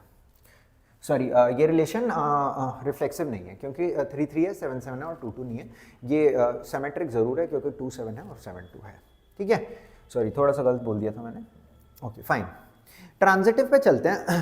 देखो ट्रांजिटिव के अंदर इसी तरीके की इफ देन की कंडीशन होती है, बस थोड़ी सी बड़ी होती है। क्या है, if A B belongs to R, ये बिलोंग कर रहा है, and B C belongs to R, A B belong कर रहा है, बी सी बिलोंग कर रहा है, then A C should also belongs to R. अगर ये और ये यानी कि ये पूरी प्रॉब्लम है, ये पूरी प्रॉब्लम है, तो इस पूरी प्रॉब्लम का सॉल्यूशन भी होना जरूरी है। आगे बात समझ में? देखो मैं एक एग्जांपल लेकर के आपको यहाँ पे एक्सप्लेन करने की कोशिश करता हूँ, ठीक है। जैसे कि इस एग्जांपल में क्या बोला आपको, एक सेट ए के ऊपर ये रिलेशन डिफाइन है, पी क्यू आर ये सेट है, इसके अंदर है हमारे पास P P Q Q P R R Q P Q. देखो रिफ्लेक्सिव, साइमेट्रिक और ट्रांजिटिव, जब आप रिफ्लेक्सिव देखते हो ना, सॉरी सिमेट्रिक और ट्रांजिटिव देखते हो, तो आपको मैं प्रो टिप यही दूंगा, पी पी क्यू क्यू और आर आर वालों को इग्नोर कर दिया करो, ठीक है। Sorry P P Q Q और आर आर वालों को आप इग्नोर कर दिया करो, ये आपकी कोई मदद नहीं करेंगे, ना ये कोई प्रॉब्लम क्रिएट करेंगे सिमेट्रिक और रिफ्लेक्सिव के टाइम पर, ठीक है। आप चेक कहाँ पे करो, सिर्फ बचे हुए पे चेक कर लो। देखो यहाँ पे पी आर है, देखो इसका मतलब क्या है, ए बी है, देन बी से शुरू होने वाला कोई होना चाहिए। सो ए बी है, देन बी से शुरू होने वाला बी सी है, देन इसका शुरू और इसका आखिरी मैच होना चाहिए, यानी कि ए सी होना चाहिए। तो देखो ऐसा कुछ है यहाँ पर, पी आर है, देन आर से शुरू होने वाला आर क्यू है, एंड देन इनका शुरू और आखिरी यानी कि पी क्यू भी हमारे पास है, तो ये क्या हो जाएगा, ट्रांजिटिव। अगर ये पूरा ना भी होता तो भी ये ट्रांजिटिव ही होता। आ रही है बात समझ में? क्यों? क्योंकि ना ही प्रॉब्लम और ना ही उसका सॉल्यूशन, ठीक है। तो प्रॉब्लम ही नहीं है तो सॉल्यूशन की तो हमें नीड ही नहीं है। बात समझ में आ रही है या नहीं आ रही? सिर्फ हमें सॉल्यूशन तभी चाहिए जब प्रॉब्लम हमारे पास हो, ठीक है। अगर प्रॉब्लम ही नहीं है तो सॉल्यूशन ही नहीं चाहिए। जैसे कि ये रिलेशन जो है ये ट्रांजिटिव है, कोई दिक्कत ही नहीं है इसके अंदर। ये रिलेशन ट्रांजिटिव नहीं है, देखो क्योंकि 2 7 है, देन 7 से शुरू होने वाला 7 2 है, तो हमें 2 2 दिखना चाहिए था जो इसके अंदर एब्सेंट है। बात समझ में आ रही है? 2 7 है, देन 7 से शुरू होने वाला 7 2 है, तो 2 2 दिखना चाहिए था जो कि एब्सेंट है। ठीक है, तो ये ट्रांजिटिव नहीं हो पाएगा। आई होप ये बात आपको समझ में आ गई होगी। कुछ एग्जांपल्स मैं यहाँ पे आपके सामने रख रहा हूँ, आपको बताने की कोशिश करनी है कि क्या ये रिफ्लेक्सिव, साइमेट्रिक और ट्रांजिटिव है या नहीं है। ठीक है, अच्छा भाई, तो देखो एक सेट था ए, इसका अंदर ये एलिमेंट्स थे 1 3 5, और रिलेशन जो है ए के ऊपर ये कुछ ऐसे है कि इसके अंदर है 1 1 3 3 5 5 1 5 5 3। अच्छा भाई, तो बताओ एक बार ये रिफ्लेक्सिव, साइमेट्रिक और ट्रांजिटिव है या नहीं। अच्छा देखो, सबसे पहले तो रिफ्लेक्सिव के लिए चेक करते हैं। रिफ्लेक्सिव, देखो मैं आपको यहाँ पे थोड़ी सी चीज भी बताता हूँ। देखो 1 था तो 1 1 था, 3 था तो 3 3 था, 5 था तो 5 5 भी था। तो हम यहाँ लिखेंगे as A belongs to R for all values of A belongs to capital A, therefore reflexive. कभी भी आपको अगर कोई चीज ट्रू है तो उसके अंदर एग्जाम्पल देने की जरूरत नहीं है। आपको एग्जाम्पल सिर्फ तब देना पड़ेगा अगर तो कोई चीज क्या है, फॉल्स है। ठीक है, जैसे कि अगर मेरे को इसको साइमेट्रिक के बारे में बात करनी है, सिमेट्रिक जो भी है मतलब ये, तो मैं सीधा कहूंगा जी 5 1 5 है और 5 1 नहीं है, तो ये साइमेट्रिक नहीं है। यानी कि मैं क्या बोलना चाह रहा हूं समझो, अगर कोई चीज ट्रू है तो आपको जनरलाइज करना है, ऐसे लिखना है। बट अगर कोई चीज फॉल्स है तो मैं लिखूंगा here 1 5 belongs to R but 5 1 does not belongs to R, therefore not symmetric. One example is enough to prove anything wrong. एक एग्जाम्पल दे दो बस wrong के लिए, इनफ है। बात समझ में आ रही है नहीं आ रही? और अगर कोई चीज ट्रू है तो आपको ऐसे लिखना पड़ेगा जनरलाइज्ड टर्म्स में, ए बी एक्स वाई के टर्म्स में। ठीक है, अब देखो यहां पे मैं ट्रांजिटिव के लिए एग्जांपल देता हूं, ट्रांजिटिव के लिए एग्जांपल देता हूं। देखो यहां पे मैंने पकड़ा 1 5 था, फिर 5 3 था, तो 1 3 होना चाहिए था। 1 3 है क्या इसमें? नहीं है, हो गई कहानी खत्म। अगर देखो ये भी ना होता तो ये हो जाता। कैसे हो जाता? क्योंकि देखो 1 5 देन 5 से शुरू होने वाला और कोई है क्या? आप कहोगे सर 5 5 है। मैं कहा इनको मत देखो, ये तो फालतू है। ठीक है, आप कहोगे सर नहीं हमें देखने का मन है, तो मैं कहा देख लो भाई, फिर तुम्हारा मन है तो। अगर आप देखोगे तो आप क्या देख पाओगे? 1 5 देन 5 5 देन 1 5 है, कोई टेंशन ही नहीं है, इसलिए उनको देखने की जरूरत नहीं पड़ती। यानी कि अगर ये 5 3 ना होता तो ये ट्रांजिटिव हो जाता। पर अभी के लिए देखो मैं लिखूंगा हेयर, मैं लिखूंगा here 1 5 belongs to R and 5 3 belongs to R, but 1 3 does not belongs to R, therefore not transitive. Therefore not transitive. Therefore not transitive. I hope इतनी बात आपको समझ में आ गई होगी। क्लियर है? शाबाश। तो अगर कोई चीज ट्रू है तो जनरलाइज, अगर कोई चीज फॉल्स है तो गिव एग्जाम्पल। क्लियर है? चलें भाई आगे।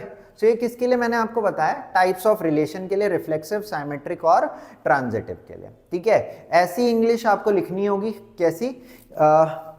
अगर तो ट्रू है तो यहां लिख देना as A belongs to R for all values of A belongs to capital A, therefore reflexive. If A B belongs to R, अगर प्रॉब्लम है then there is a solution, therefore symmetric. अगर ये पूरी प्रॉब्लम है then there is a solution, then it is transitive. अगर true है तो, अगर फॉल्स है तो मैंने आपको बता दिया इस तरीके से। आप एक एग्जांपल देकर के बता दो कोई कि जी ये हो रहा था पर ये नहीं हुआ, तो इसलिए ये चीज नहीं है।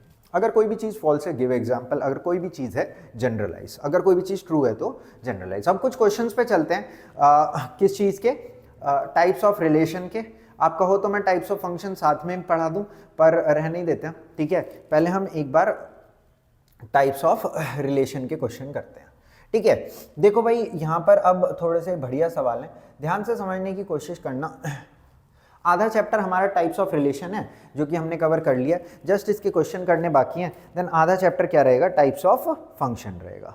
आई होप ये बात आपको समझ में आ गई। ठीक है, तो देखो यहाँ पे क्या बोल रहे हैं, एक सेट है, ये जो भी ऊपर लिखा हुआ है 1 से लेके 9 तक के नेचुरल नंबर्स का, B a relation in A cross A. ठीक है, अब जो रिलेशन है वो ए से लेके ए पे नहीं है, वो ए क्रॉस ए से लेके ए क्रॉस ए पे है। इसका मीनिंग क्या है? जैसे हम पहले लिखते थे ना एक रिलेशन है ए से ए पे, अब ऐसा नहीं है, अब रिलेशन जो है वो ए क्रॉस ए से ए क्रॉस ए पे है। इसका मीनिंग क्या है कि जो इनपुट वैल्यूज होंगी वो कैसी होंगी, 1 1 हो सकती है, 1 2 हो सकती है, और आउटपुट वैल्यूज कैसी होंगी, जैसे 3 1 या फिर 1 2। तो इस तरीके की हमें मतलब इस तरीके की आउटपुट इनपुट वैल्यूज देखने के मिलेंगी। दिस पूरा इज इनपुट, दिस पूरा इज आउटपुट, क्योंकि ध्यान है ना ए क्रॉस ए में कैसे एलिमेंट आ रहे थे, स्टार्टिंग में कार्टेशियन प्रोडक्ट बताया था ना। सो उसके वैल्यूज को हम इनपुट एंड आउटपुट की तरह ट्रीट कर रहे हैं। पहले तो हम 1 को इनपुट ले लेते थे, 1 आउटपुट, या फिर 1 को इनपुट ले लिया तो 2 आउटपुट, ऐसे हमें कुछ देखने के लिए मिलता था। अभी ऐसा नहीं है, अभी 1 1 पूरा का पूरा क्या है, इनपुट की तरह ट्रीट किया जा रहा है, और आउटपुट में क्या मिल रहा है, जैसे कि 1 2 1 5 7 3 7 9, इस तरीके की वैल्यूज हमें कहां पे देखने के लिए मिल रही है, आउटपुट में देखने के लिए मिल रही है। ठीक है, नेवर माइंड, इतना समझ में अगर आपको आ गया तो अब हम इस क्वेश्चन को करने के लिए तैयार हैं। 5 मार्कर है भाई, ठीक है। Let R be a relation in A cross A, ठीक है, आर एक रिलेशन है ए क्रॉस ए के ऊपर डिफाइंड है, समझ गए जी। A B related to C D if, ये लाइन इंपॉर्टेंट है भाई, यही लाइन सबसे ज्यादा इंपॉर्टेंट है। A B related to C D if A plus D is B plus C, यानी कि शुरू और आखिरी वाले का सम अगर बीच वाले दो के सम के इक्वल है, ए और डी शुरू और आखिरी वाला, बी और सी बीच वाले दो का, है ना। तो अगर शुरू और आखिरी का सम बीच वाले दो के सम के इक्वल है तो हम ऐसा बोल सकते हैं कि ये भाई इस भाई से रिलेटेड है, ये एक एलिमेंट है, ये एक एलिमेंट है, पूरा एक एलिमेंट है, ये दूसरा पूरा एक एलिमेंट है। आ गई बात समझ में, नहीं आ गई बात समझ में? तो अब देखो यहाँ पे वैसे भी हमें प्रूव करना है तो मैं डायरेक्ट ही लिखना स्टार्ट करूंगा। प्रूफ मतलब पता ही है ना अपने को। रिफ्लेक्सिव के लिए देखो क्या लिखूंगा, रिफ्लेक्सिव के लिए डायरेक्ट लिखते हैं, as A B related to A B.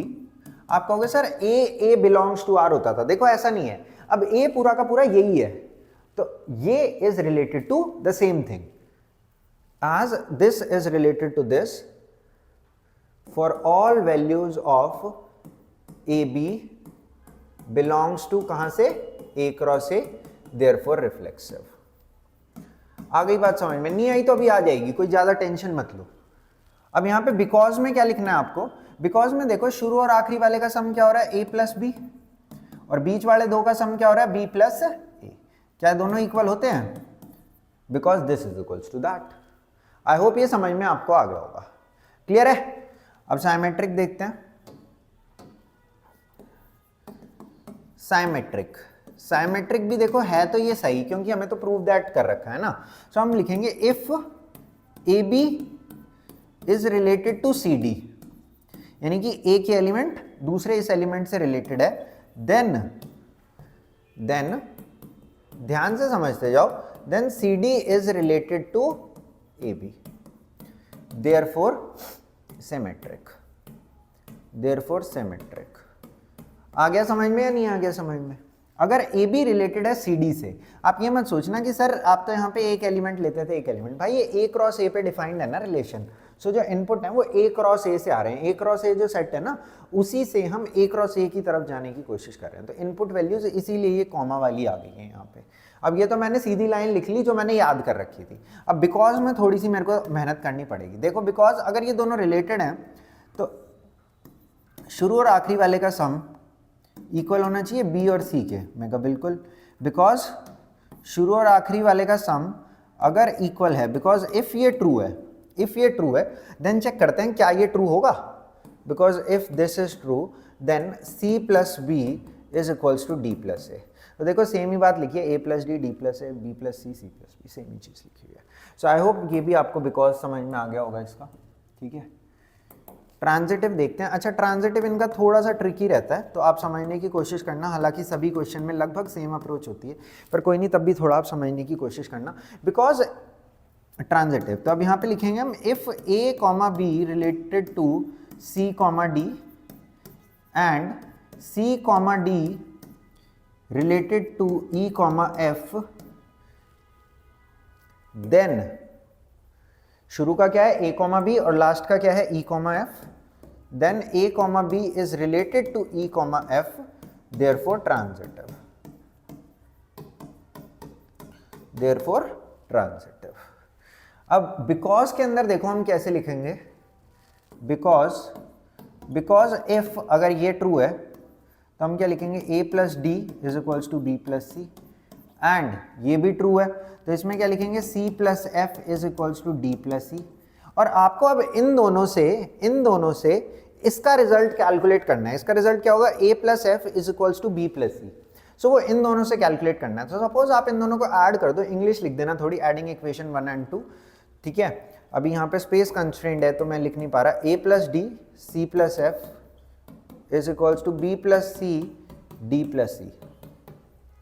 So d से d कैंसिल, c से c कैंसिल, तो ये क्या आ गया, a plus F is equals to B plus C. देखो यही हमें चाहिए था, a plus F is equals to B plus C. I hope ये बात आपको समझ में आ गई होगी। बहुत ही बेहतरीन क्वेश्चन था ये, ठीक है, 5 मार्कर। हालांकि क्योंकि प्रूव दैट था तो आधी चीज़ें तो रटी रटाई हो जाती हैं, इसके अंदर कोई ज़्यादा दिक्कत नहीं आती। क्लियर है इतना? अच्छा देखो एक छोटा सा पार्ट इस क्वेश्चन में और दिया है, ठीक है, इसको भी हम डील कर लेते हैं, इग्नोर नहीं मारेंगे। बोला फाइंड इक्विवेलेंस क्लास। अच्छा सबसे पहले तो इक्विवेलेंस रिलेशन समझो। इसमें इक्विवेलेंस रिलेशन एक वर्ड लिखा था, ठीक है, वो मैंने अभी बताया नहीं था आपको, सॉरी गाइस। इक्विवेलेंस रिलेशन का मतलब होता है जो तीनों हो, यानी कि वो रिफ्लेक्सिव भी हो, सिमेट्रिक भी हो और ट्रांजिटिव भी हो, इसमें तीनों काम होने लग रहे हैं, ठीक है, तो उसको हम क्या बोलते हैं, इक्विवेलेंस रिलेशन। तो चलो ठीक है, ये तो हमने बता दिया। अब यहाँ पे एक चीज लिखिए, इक्विवेलेंस क्लास। पूरा रंग बिरंगा कर दिया क्या मैंने इसको, सॉरी गाइस, ठीक है, सीधी लाइन नहीं खींच पाता क्या मैं, चलो ठीक है, सीधी इनफ। अब यहाँ पे find equivalence class of 2,5। So basically we need such values in between 1 to 9 that are related to 2,5। वो सेट्स हमें चाहिए जो कि 2,5 से रिलेटेड हो। सो मैं ऐसा मान लेता हूँ कि 2,5 से कौन रिलेटेड है, सपोज मान लेता हूँ p, q रिलेटेड है। सो अगर 2,5 से p, q रिलेटेड है तो क्या मैं ऐसा बोल सकता हूँ 2 plus q should be equals to 5 plus p। ये बात समझ पा रहे हो आप, यानी कि q minus p should be 3। सो आपको q और p की ऐसी वैल्यूज ढूंढनी है, अगर तो ये इससे रिलेट होना चाहते हैं, ठीक है, तो आपको q और p की ऐसी वैल्यूज ढूंढनी है जिनका डिफरेंस कितना हो, 3 हो। तो बड़ा ही आसान है, जैसे कि आप ऐसे ढूंढ सकते हो कि 9 ये हो जाएगा और 6 ये हो जाएगा, देन 8 5 हो जाएगा, ठीक है, देन और क्या हो जाएगा, 7 4 हो जाएगा, देन 6 3 हो जाएगा, देन 5 2 हो जाएगा, देन 4 1 हो जाएगा, ठीक है, उसी के अंदर ढूंढनी थी। सो ये हमारी क्या हो जाएगी, इक्विवेलेंस क्लास ऑफ 2,5। बेसिकली अगर आप इनपुट में 2,5 ले रहे हैं तो आउटपुट में जो जो वैल्यूज आपको मिल सकती हैं उसी को हम क्या बोलते हैं, equivalence class of that thing, ठीक है, आ गया समझ में? अभी मैं थोड़ा एक इजी एग्जांपल लूंगा, ये डिफिकल्ट आ गया था। अच्छा भाई, अब यहाँ पे इसके अंदर थोड़ा सा एक बार देखते हैं इस क्वेश्चन को भी। इसके अंदर अपने को चेक करना है, अच्छा नहीं, प्रूव ही करना है कि ये कुछ भी नहीं है। हमें प्रूव करना है इस क्वेश्चन में कि ये कुछ भी नहीं है। सो एक बार इसको भी ट्राई करते हैं। देखो भाई, तो प्रूव कभी भी आपको किसी भी चीज को रॉन्ग करना हो तो मैंने आपको पहले ही बता रखा है कि गिव एग्जाम्पल्स, ठीक है। सो यहाँ पे एक बार इसको प्रूव करने की कोशिश करते हैं। तो सबसे पहले तो सिमेट्रिक देखते हैं। तो सिमेट्रिक के लिए हम सीधा एक एग्जांपल ले सकते हैं कि as 1/2, 1/2 does not belongs to R, therefore not reflexive। समझ रहे हो आप? आपको ये शो करना है, कि A is less than, अगर तो A छोटा है B के स्क्वायर से तो वो उससे रिलेट हो जाएगा। तो आप कहोगे सर ये तो हो ही जाना चाहिए, जैसे कि आप यहाँ पे 2 डालो तो 2 2 के स्क्वायर से छोटा होता है, 2 2 डाल दो दोनों में, 2 2 के स्क्वायर से छोटा होता है। बात समझ रहे हो? आप कहोगे सर -1 डाल दो, -1 के स्क्वायर से छोटा होता है। मैं कह रहा हूँ कि आपको जो चीजें सही हैं वो नहीं देखनी। If it is wrong at even one place, it is wrong. आ रही है बात समझ में या नहीं आ रही बात समझ में आपको ये? सो मैंने एक ऐसा एग्जाम्पल लिया, कैसा एग्जाम्पल कि जिसके अंदर ये क्या हो जाए, फॉल्स हो जाए। ठीक है। सो मैंने कहा कि अगर मैं यहाँ पे 1/2 डालूं और यहाँ पे 1/2 का स्क्वायर डाल दूं तो 1/2 इज नॉट लेस देन 1/2 का square, therefore it is not reflexive. ये यहाँ पर फॉलो नहीं हो पा रहा। और भी लिख सकते हो, जैसे 0.1 लिख लो, 0.1 कॉमा 0.1, है ना। सो 0.1 is not less than 0.1 squared, ठीक है। So therefore it is not reflexive, ठीक है।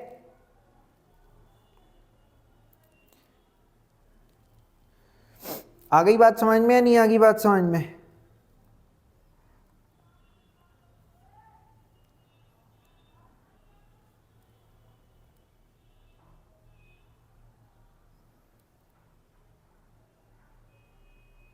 ओके आगे चलते हैं।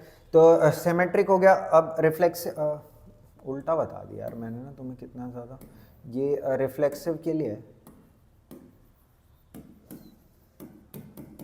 सॉरी, रिफ्लेक्सिव सिमेट्रिक के लिए क्या देखेंगे हम, ठीक है। रिफ्लेक्सिव में ही तो होता है ना ए होना चाहिए। तो 1/2 does not belongs to relation, therefore not reflexive. अब इसके लिए सिमेट्रिक के लिए देख लेते हैं। अच्छा 1 इज, इसके अंदर क्या लेते हैं, कुछ भी एक ऐसा एग्जांपल सोचो जिसके अंदर ये ट्रू ना हो रहा हो। सो 1 इज -1 कॉमा 2 तो है, पर 2 -1 नहीं है, हो गया।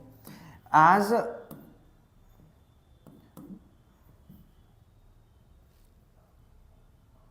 -2, 1 belongs to relation because -2 is less than 1 का स्क्वायर, ये बात सही है, ठीक है। But 1, -2 does not belongs to relation, therefore not symmetric. आई बात समझ में? नहीं आई बात समझ में? समझ रहे हो नहीं समझ रहे? क्योंकि 1 इज नॉट लेस देन 2 का स्क्वायर। ऐसे ही ट्रांजिटिव के लिए भी कुछ एग्जाम्पल सोचने की कोशिश करो। आपको एग्जाम्पल सोचने हैं बिकॉज उन्होंने दे ही दिया है ना। अब यहाँ पे कुछ एग्जाम्पल सोचता हूँ मैं, कोई बात नहीं। तो इसके अंदर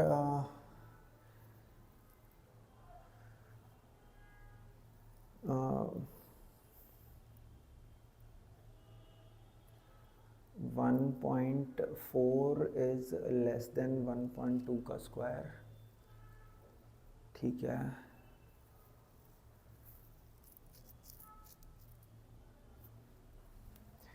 as 1.4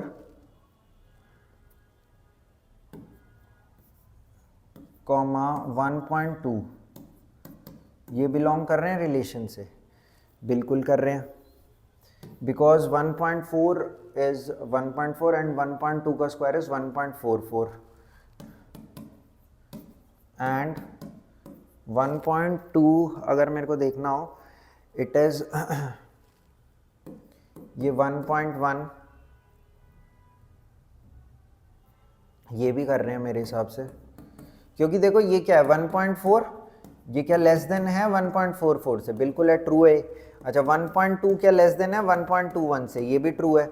अच्छा अब तीसरा चेक करते हैं, क्या 1.4 लेस है 1.1 के स्क्वायर से? 1.1 लेस है 1.21 से, नहीं है।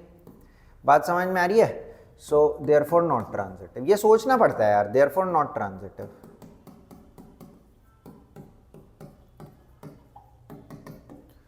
तो ट्रांजिटिव में हमने यही पढ़ा था, ए बी है बी सी है तो ए सी भी होना चाहिए, पर यहां पे देखो ए सी नहीं हो पा रहा, ठीक है। अब इसके अंदर डिफरेंट क्वेश्चंस आ सकते हैं, ठीक है। एट टाइम्स ये सोचने डिफिकल्ट भी होते हैं। तो जनरली आप बस यही याद रखो कि 2-4 ही इसके एग्जांपल हैं। एक A is less than B square का, एक आप और देख लेना जिसके अंदर A is less than B cube होगा, ठीक है। सो कुछ एग्जाम्पल याद भी रख सकते हो, हालांकि मेरे को अभी ये याद नहीं था तो मैंने अभी खुद से ही इसको जनरेट करने की कोशिश करी है, ठीक है। चलें आगे, शाबाश भाई। अब देखो ये भी एक अच्छा सवाल है, ये तो मतलब कि मोस्ट फेवरेट क्वेश्चन है बोर्ड वालों का, इतनी बार आ रखा होगा ना, कम से कम 10 बार आ रखा होगा, ठीक है। सो बोल रहे हैं कि a माइनस बी अगर डिविजिबल है 4 से तो a माइनस बी क्या होंगे, रिलेटेड रहेंगे। आगे बात समझ में। सो अब देखो यहां पे एक एक करके लेते हैं। रिफ्लेक्सिव, रिफ्लेक्सिव शो करना है, क्या करना है, इक्विवेलेंस क्लास शो करना है, show that it is an equivalence class. तो रिफ्लेक्सिव के लिए सीधा लिख देता हूं, as A belongs to relation, therefore for all values of A belongs to capital A, therefore reflexive. ऐसे ही लिख देते हैं हम हमेशा, है ना। अब देखो बिकॉज में क्या दूंगा मैं इसके, बिकॉज a माइनस ए का mod is 0 which is divisible by 4।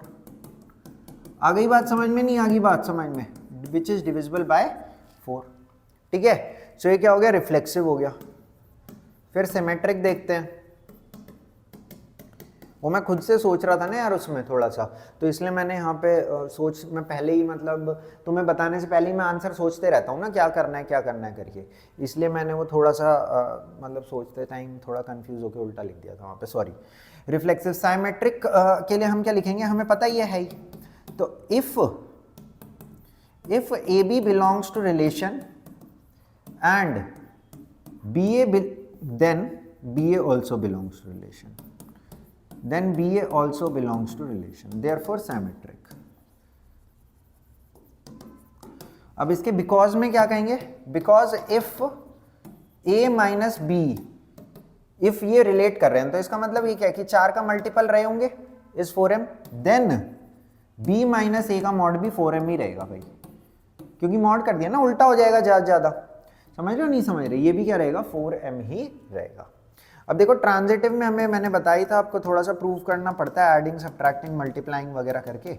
Transitive में क्या लिखेंगे, if A B belongs to relation and B C belongs to relation then A C also belongs to relation, therefore transitive. अब देखो because में क्या लिख सकते हैं इसके अंदर,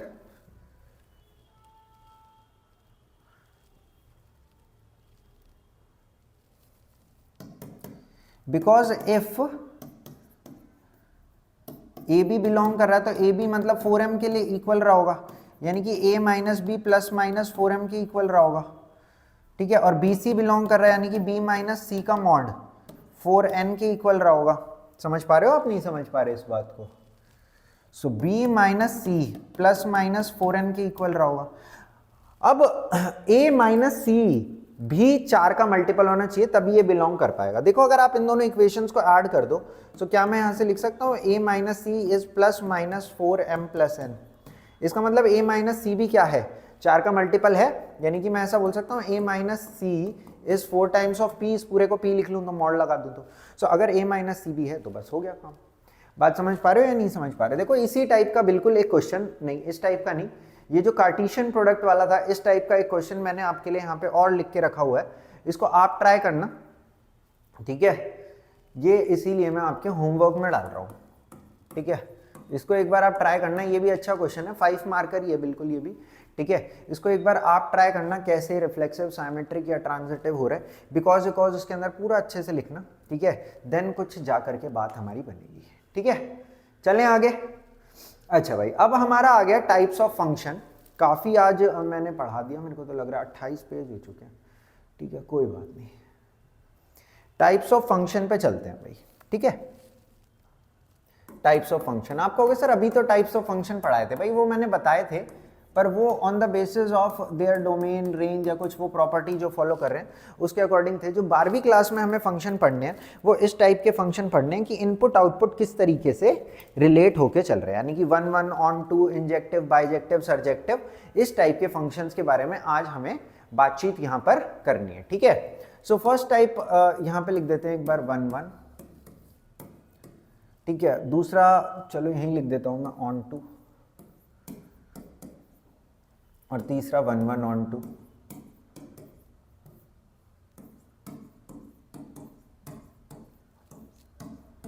अच्छा इनके दूसरे नाम भी हैं, जैसे इसका नाम है इंजेक्टिव। क्या क्या इनमें होता है एक बार ये समझते हैं, देन करना कैसे वो मैं समझा दूंगा, क्योंकि मेनली सारी चीजें मैंने आपको बता दी हैं। डोमेन निकालना बता दिया, देखो रेंज निकालना बता दिया, अब बस हमें सवाल करने हैं, ठीक है। एक छोटी सी टाइप और है कि कितने 1 1, कितने ऑन 2, या फिर कितने रिफ्लेक्सिव, कितने साइमेट्रिक बन सकते हैं, वो मैं अभी क्लास के एंड में कवर कर रहा हूँ। परम्यूटेशन कॉम्बिनेशन का थोड़ा सा वो पार्ट है। अगर आप बोलोगे तो डायरेक्ट फॉर्मूले भी बता सकता हूँ, चलो थोड़ी चीज़ों के फॉर्मूले बता दूंगा, थोड़ी चीज़ें लॉजिकली बता दूंगा, ठीक है। इंजेक्टिव, देन सरजेक्टिव, अच्छा इसको बाइजेक्टिव बोलते हैं, इन्वर्टेबल भी बोल देते हैं, इन्वर्टेबल भी बोल देते हैं, ठीक है, देखो भाई इधर समझने की कोशिश करो थोड़ा सा। इंजेक्टिव फंक्शन का मतलब क्या है कि एक इनपुट का एक ही आउटपुट हो। आप कहोगे सर वो तो फंक्शन का ही मीनिंग था। मैं कहा देखो यार फंक्शन का मीनिंग तो था, जैसे कि ए बी सी है, यहाँ पे पी क्यू आर और एस है। एक आउटपुट इसका, एक आउटपुट इसका। पहले देखो फंक्शन में मैं ऐसे भी कर देता था, पर फंक्शन वन फंक्शन में ऐसा नहीं होता। वन में एक का एक ही आउटपुट होता है। ठीक है, हो सकता है कोई चीज़ बच जाए, उससे फर्क नहीं पड़ता, पर एक जो आउटपुट है वो यूनिक इन नेचर होना चाहिए। वो सिर्फ एक ही जगह से आपको ऑब्टेन होना चाहिए। यहाँ पे मैं इमेज, प्री इमेज, ये सब कहानी जानबूझ के नहीं सुना रहा, क्योंकि आपको इससे थोड़ा सा मतलब समझ रहे हो ना, तो बस समझ जाओ तुम। ठीक है ना, सीधी सीधी सीधी भाषा में जानबूझ के थोड़ा सा, तुम छोड़ो यार कोई बात नहीं। ठीक है, मेरे से यहाँ पे गोला ही नहीं बन पा रहा। अच्छा देखो भाई, सर्जेक्टिव का मतलब सिंपल सी बात है, जो कोडोमेन है ना, कोडोमेन, अगर ये रेंज के इक्वल हो जाए, यानी कि जो जो आपको आउटपुट में मिल सकता था, अगर वो सब कुछ आपको मिल जाए, ठीक है, जो जो मिल सकता था वो सब कुछ आप अचीव कर लो इसके अंदर, मतलब इसके अंदर अभी के लिए, ठीक है, तो हम उस फंक्शन को क्या बोलेंगे, सर्जेक्टिव फंक्शन बोलेंगे। ठीक है, सो ए बी सी, और यहाँ पे सपोज पी और क्यू है। सो ए का आउटपुट पी, बी का आउटपुट क्यू, सी का भी क्यू। ठीक है, वन की तरह वो मतलब एक से होना कोई वो यहाँ पे जरूरी नहीं है, पर जो भी मिल सकता था वो सब कुछ आपको मिल गया। तो इस तरीके के फंक्शन को हम क्या बोल सकते हैं, सर्जेक्टिव फंक्शन बोल सकते हैं। ठीक है, अब इसके बाद अगर ये काम दोनों एक साथ हो जाए, एक रिलेशन था ए से बी, ए बी सी, और यहाँ पे क्या है पी क्यू आर। ठीक है, ये इससे रिलेटेड है, ये इससे रिलेटेड है, और ये इससे रिलेटेड है। हर एलिमेंट एक से ही रिलेटेड है, और जो भी आउटपुट में मिल सकता था वो मिल भी गया, तो इसलिए हम इसे क्या बोल रहे हैं, वन ऑन टू, या फिर बाइजेक्टिव बोल रहे हैं। अच्छा, इन्वर्टेबल क्यों बोल रहे हैं, देखो यहाँ समझने की कोशिश करो थोड़ा। देखो अगर मैं इन्वर्स करूँ तो इन्वर्स का मीनिंग क्या होता है कि इनपुट आउटपुट में बदल जाएगा और आउटपुट इनपुट में बदल जाएगा। अगर देखो यहाँ पे मैं इन्वर्स करने की कोशिश करूँ तो बी से ए जाएगा, पी से क्या मिलेगा ए, क्यू से बी, और आर से क्या मिलेगा सी, एस से क्या मिलेगा कुछ भी नहीं। अगर आपको ध्यान हो, जब मैंने फंक्शन की डेफिनेशन आपको बताई थी बिल्कुल इनिशियली, तो वहां पे मैंने आपको दो चीज बताई थी कि दो काम होने बहुत जरूरी है। एक तो हर इनपुट का कोई ना कोई आउटपुट होना जरूरी है। देखो जैसे यहाँ पे सी का कोई आउटपुट नहीं था तो मैंने इसे फंक्शन नहीं बोला था। दूसरी चीज मैंने ये बोली थी कि एक के दो नहीं हो सकते आउटपुट, समझ रहे हो, एक इनपुट का एक ही आउटपुट होना चाहिए, otherwise it will not be a function. देखो वही दिक्कत यहाँ पे अब हमारे साथ हो गई है। क्या दिक्कत हो गई है कि अब यहाँ पे s का कोई भी आउटपुट नहीं बन रहा ग्रीन वाले फंक्शन में, इसलिए मैं बोल रहा हूँ कि इसका इन्वर्स तो आ जाएगा पर वो इन्वर्स एक फंक्शन नहीं होगा। ठीक है, अच्छा भाई यहाँ पे देखते हैं, अगर मैं इससे इधर निकाल दूँ एक, इससे इधर और इससे इधर, और फंक्शन अब b से a की तरफ चले जाए, तो अगेन आप देख सकते हैं q के दो आउटपुट आने लग गए, so it will again not be a function. ठीक है, जस्ट मैं आपको बता रहा हूं कि इसे इन्वर्टेबल क्यों बोलते हैं। अब आप यहाँ पे देखो कि अगर आप B से A जाएं तो P का आउटपुट A आएगा, Q का आउटपुट C आएगा, और R का आउटपुट क्या आएगा, B आएगा।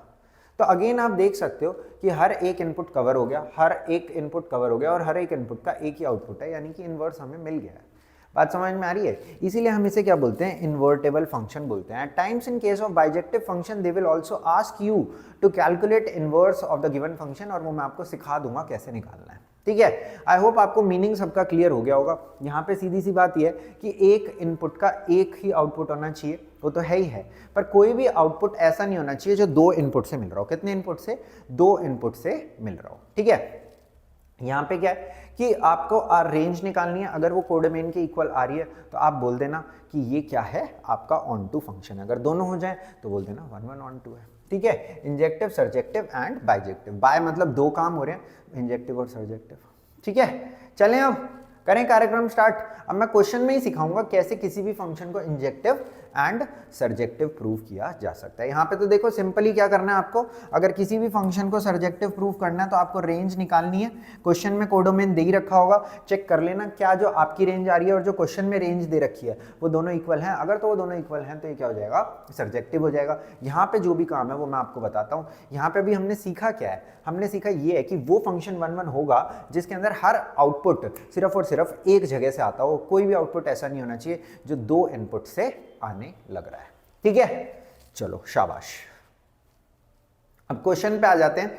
मैंने पूरा चैप्टर पढ़ा दिया आपको, ठीक है। अब हम करेंगे फंक्शंस के question, sorry types of function के क्वेश्चन। ये क्वेश्चन तो मैंने आपको चुपचाप होमवर्क में दे दिया, ठीक है। अच्छा भाई चलो शाबाश, इसको देखते हैं क्या कह रहे हैं इस क्वेश्चन में। हरे रंग से कर देते हैं, कोई बात नहीं। देखो आज तुलसी दिवस भी है और हरे रंग से मैं कर रहा हूँ, कितना अच्छा है, बोर्ड लगेगा। चलो भाई शाबाश, देखो इधर, check if f is 1 1 and onto. Check करना है आपको ये 1 1 है या एंड ऑन टू है या फिर नहीं है, ठीक है। अच्छा भाई देखो शाबाश, यहाँ पे समझने की कोशिश करो आप। देखो कोई भी फंक्शन 1 1 कब है, जब एक आउटपुट सिर्फ और सिर्फ एक ही जगह से आए। ध्यान से समझना इस बात को, अब बहुत ही इंपॉर्टेंट चीज समझा रहा हूं क्योंकि गलती हो जाएगी, ठीक है। 1 1 के केस में ही होगी गलती, और ठीक है कैसे होगी। देखो इन्होंने कहा कि एक आउटपुट सिर्फ और सिर्फ एक ही जगह से आना चाहिए। मैंने इसका उल्टा मान लिया कि दो इनपुट्स थे जिनसे सेम आउटपुट आ रहा था। अगर मैं कोई भी ऐसी कंडीशन डेवलप कर पाऊं कि मेरे पास दो इनपुट हैं जिनसे क्या आ जाए, सेम आउटपुट आ जाए, दो इनपुट हैं जिनसे क्या आ जाए, सेम आउटपुट आ जाए, तो मैं ये बोल सकता हूं कि ये फंक्शन 1 1 नहीं है। तो मैं कोशिश करूंगा कि ये 1 1 ना हो। अगर मेरी कोशिश सफल ना हो पाई तो फिर मैं इसे 1 1 बोल दूंगा, ठीक है। तो let's try to prove it that it is not 1 1, ठीक है। तो मैं यहां पे मान लेता हूं let x1 and x2 be two different inputs, be two different inputs for which दो डिफरेंट इनपुट मान लिए मैंने, ठीक है। और इन दोनों डिफरेंट इनपुट से मैं क्या मान रहा हूं कि आउटपुट क्या है, सेम है। देखो यही तो नहीं होना चाहिए था, दो डिफरेंट इनपुट से आउटपुट सेम नहीं होना चाहिए था, पर अभी के लिए मैंने मान लिया है कि दो डिफरेंट इनपुट से क्या आ रहा है, सेम आउटपुट आने लग रहा है, ठीक है। सो यहां पे fx1 is equal to fx2 का मतलब क्या है, 16 minus x1 square is equal to 16 minus x2 square. Squaring both sides, तो 16 minus x1 square is equal to 16 minus x2 square. So यहां से क्या आ गया, x1 square is equal to x2 square. अब कोई बच्चा यहाँ पे रूट कर देगा, बहुत गलत हो जाएगा, लेफ्ट साइड लो सबको। तो x1 square minus x2 square is equal to क्या आ गया, यहाँ पर हमारा 0 के इक्वल आ गया। समझ रहे हो नहीं समझ रहे। अब इसे फैक्टराइज कर लेते हैं, तो x1 minus x2 times x1 plus x2 is equals to 0। तो यहाँ पे x1 is equals to x2 हो गया, और दूसरी कंडीशन क्या आ गई, x1 plus x2 is equal to 0। अब यहाँ पे आप थोड़ा सा ध्यान दो, क्या कि x1 is equal to x2 तो हमेशा ही आएगा, ये तो हमेशा ही आएगा। ऐसा क्यों है कि हमेशा आएगा, ऐसा इसलिए है कि हमेशा आएगा क्योंकि अगर दो सेम इनपुट हैं तो आउटपुट सेम मिलेगा ही मिलेगा। मेन चीज जो हमें चेक करनी है ना, वो ये दूसरी कंडीशन के बारे में चेक करनी है। ये दूसरी कंडीशन हो सकता है आए ना, अगर तो दूसरी कंडीशन आई ही नहीं, इसका मतलब ये आउटपुट सिर्फ तब इक्वल हो सकते थे जब इनपुट इक्वल थे, ये तो हमेशा ही आएगी। पर अगर ये दूसरी कंडीशन आ गई और रह भी गई का क्या मतलब है वो मैं अभी समझा रहा हूं। तो इसका मतलब अगर आप दो ऐसे इनपुट्स चूज करते हैं जिनका सम 0 के इक्वल है, जैसे एक 3 और दूसरा -3, तो भी हमारा आउटपुट क्या रहेगा, सेम रहेगा। यानी कि दो डिफरेंट इनपुट 3 और -3 से मेरे को क्या मिल रहा है, सेम आउटपुट मिल रहा है। इसका मतलब कभी भी 1 1 नहीं हो सकता। But we have to check in domain that क्या मैं अपने इनपुट्स को 3 और -3 ले भी सकता हूं या नहीं ले सकता। सो देखो यहां पे इनपुट क्या है, -4 से लेकर के 4 के बीच का है। क्या है, -4 से लेके 4 का बीच का है ना। तो यानी कि मैं ले सकता हूं, एक को -4 ले लूं, दूसरे को 4 ले लूं, आउटपुट 0 आ जाएगा। एक को 2.5 ले लूं, दूसरे को -2.5 ले लूं, तो भी आंसर क्या आ जाएगा, 0 आएगा। यानी कि ये कंडीशन आई भी और रह भी गई, therefore it is not 1 1, it is not 1 1, it is not 1 1। अब देखो अगर मेरे को इसे 1 1 बनाना है, मेरे को बहुत ज्यादा कुछ करने की जरूरत नहीं है, मेरे को बस इतना लिखना है यहाँ पे क्वेश्चन को बदल के कि क्वेश्चन में सिर्फ पॉजिटिव रियल नंबर लिए जा सकते हैं। अगर पॉजिटिव रियल नंबर लिए जा सकते हैं तो कभी भी ऐसा नहीं हो सकता कि आप दो डिफरेंट इनपुट्स को चूज करो और उसका आंसर 0 आ जाए, क्योंकि दो पॉजिटिव को ऐड करके आप कभी जिंदगी में 0 नहीं ला सकते। बात समझ में आ रही है। तो अगर तो क्वेश्चन R+ होता तो ये 1 1 हो जाता, बिकॉज दूसरी कंडीशन आती तो सही पर ये रह ना पाती। पर अभी के लिए ऐसा कुछ नहीं है, अभी के लिए कंडीशन आई भी है और रह भी गई है, क्योंकि हमारे को इनपुट में -4 से 4 तक इनपुट्स हमारे पास अवेलेबल है, ठीक है। यानी कि एक में 1 ले सकता हूं, दूसरा -1 ले सकता हूं, और मेरे पास क्या आएगा, 0 आएगा। अब डाल के भी चेक कर सकते हो, जैसे एक की जगह 1 डाल लो, दूसरे की जगह -1 डाल लो, दोनों से आंसर क्या आ रहा है, √15 आ रहा है। दो इनपुट्स पे सेम आउटपुट मिल रहा है, इसका मतलब ये जिंदगी में 1 1 नहीं हो सकता। बट आप हमेशा ये जरूर चेक करना कि ये दूसरी कंडीशन जो आपके पास आ रही है, क्या ये आपके डोमेन से मेल खा भी रही है या नहीं खा रही। जैसे कि मेरे पास तो यहाँ पे मेल खा गई, इसलिए मैंने क्या कहा कि ये 1 1 नहीं है। ठीक है, चलो सही है, अच्छा क्वेश्चन मिल गया। जनरली सारे क्वेश्चन 1 1 प्रूफ हो ही जाते हैं। ठीक है, अब चलते हैं आगे, ऑन टू की तरफ चलते हैं। देखो ऑन टू के लिए क्या है, y is equals to square root of 16 minus X square. मैंने क्या कहा था कि आपको ऑन टू के लिए सिर्फ रेंज निकालनी है। ऑन टू के लिए हमने क्या सीखा है कि रेंज और कोडोमेन अगर तो इक्वल हो जाए, यानी कि जो जो आउटपुट में आपको अवेलेबल था वो सब कुछ अगर आपको मिल जाए, तो हम इस तरीके के फंक्शन को क्या बोल सकते हैं, ऑन टू फंक्शन बोल सकते हैं। तो अब यहाँ पे हम रेंज निकालेंगे। रेंज निकालना मैंने आपको सिखा रखा है। अभी यहाँ पे y x की टर्म्स में एक्सप्रेस्ड है, आपको x को y की टर्म्स में एक्सप्रेस करना है। सो x will look something like this. अब आप कहोगे सर स्क्वायर रूट के अंदर जो भी चीज होती है this should always be greater than equals to 0। So 4 minus Y 4 plus Y should be greater than equals to 0। Number line बनाएंगे यहाँ पे -4 से 4 तक मेंशन करेंगे हम यहाँ पे नंबर लाइन पे, और यहाँ पे नेगेटिव आएगा, यहाँ पे पॉजिटिव, यहाँ पे नेगेटिव। तो जो हमारा आंसर यानी कि रेंज आएगा वो क्या आ जाएगा, -4 से 4। पर फिर आप जब ध्यान से देखोगे आप कहोगे sir y square root of something, तो आंसर नेगेटिव नहीं आ सकता, यानी कि आउटपुट जो है हमारा सिर्फ 0 से 4 है। यानी कि रेंज जो है वो हमारी आई है 0 से लेकर के 4 तक। क्या देखो वहां पर उन्होंने कोडोमेन 0 से 4 दी थी क्या नहीं दी थी, दी थी ना। सो रेंज और कोडोमेन इक्वल है। आप अब यहां पे लिख दो as range is equals to codomain, therefore onto. आ गई बात समझ में, नहीं आ गई बात समझ में। एक छोटी सी इंग्लिश और लिख रखी है इन्होंने, इसको भी पढ़ लेते हैं। Further find all a for which f of a is √7। यानी कि f ऑफ a की वैल्यू कितनी दे रखी है इन्होंने, √7। तो स्क्वायरिंग बोथ साइड्स कर लो, तो 16 minus a square is equal to 7, तो a is equals to +-3। I hope ये बात आपको समझ में आ गई होगी, काफ़ी सिंपल बात थी। आगे चलते हैं। चेक करना है या शो करना है आपको कि एक बाइजेक्टिव फंक्शन है, तो इसको भी आराम से कर ही सकते हैं। वैसे तो ज़्यादा कोई टेंशन का ये सवाल नहीं है। ठीक है, तो let x1 and x2 be 2 different inputs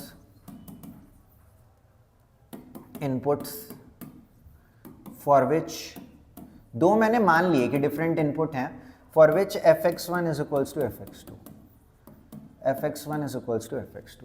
तो इसका मतलब क्या है, x1 माइनस 2 अपॉन में x1 minus 3 is equal to x2 minus 2 upon में x2 माइनस 3। क्रॉस मल्टीप्लाई कर दो, x1 x2 minus 2 x2 minus 3 x1 plus 6 is equal to x1 x2 minus 2 x1 minus 3 x2 plus 6। तो 6 से 6 cancel, x1 x2 से x1 x2 cancel, और left right adjust कर लो, x1 is equal to x2 आ रहा है, इसके अलावा कुछ भी नहीं आ रहा, देयरफॉर 1 1। ये तो यार सीधी सी बात है, अगर इनपुट सेम होगा तो आउटपुट तो सेम होगा ही। अगर इसके अलावा कुछ आता तब की बात करते हैं हम, ठीक है ना। अगर इनपुट सेम है तो आउटपुट तो सेम होगा ही, इसमें कौन सी बड़ी बात है। ठीक है, अब बाइजेक्टिव के लिए 1 1 तो हो गया। ऑन टू और शो करते हैं इसके लिए। सो यहाँ पे y मान लेते हैं fx को x माइनस 2 अपॉन में x माइनस 3। अब यहाँ पे y x की टर्म्स में एक्सप्रेस्ड है, आपको x को y के टर्म्स में एक्सप्रेस करना है। तो yx minus 3y is equals to x minus 2। तो ये हो जाएगा yx minus x is equals to 3y minus 2। So x की वैल्यू आ जाएगी 3y माइनस 2 अपॉन में y माइनस 1। अब यहाँ पे रूट की तो कोई कंडीशन है, यानी कि y की वैल्यू कुछ भी हो सकती है, बस 1 नहीं होना चाहिए, क्योंकि denominator should not be equals to 0। यही देखो यहाँ पे रेंज भी दे रखी है, रियल एक्सेप्ट 1, यानी कि अब हमारा as codomain is equal to range, therefore onto. अच्छा, एक चीज ध्यान रखना, 1 1 ऑन टू हो गया तो बाइजेक्टिव तो चलो आप ये कर ही लोगे, but at times they might ask you to find inverse, F inverse.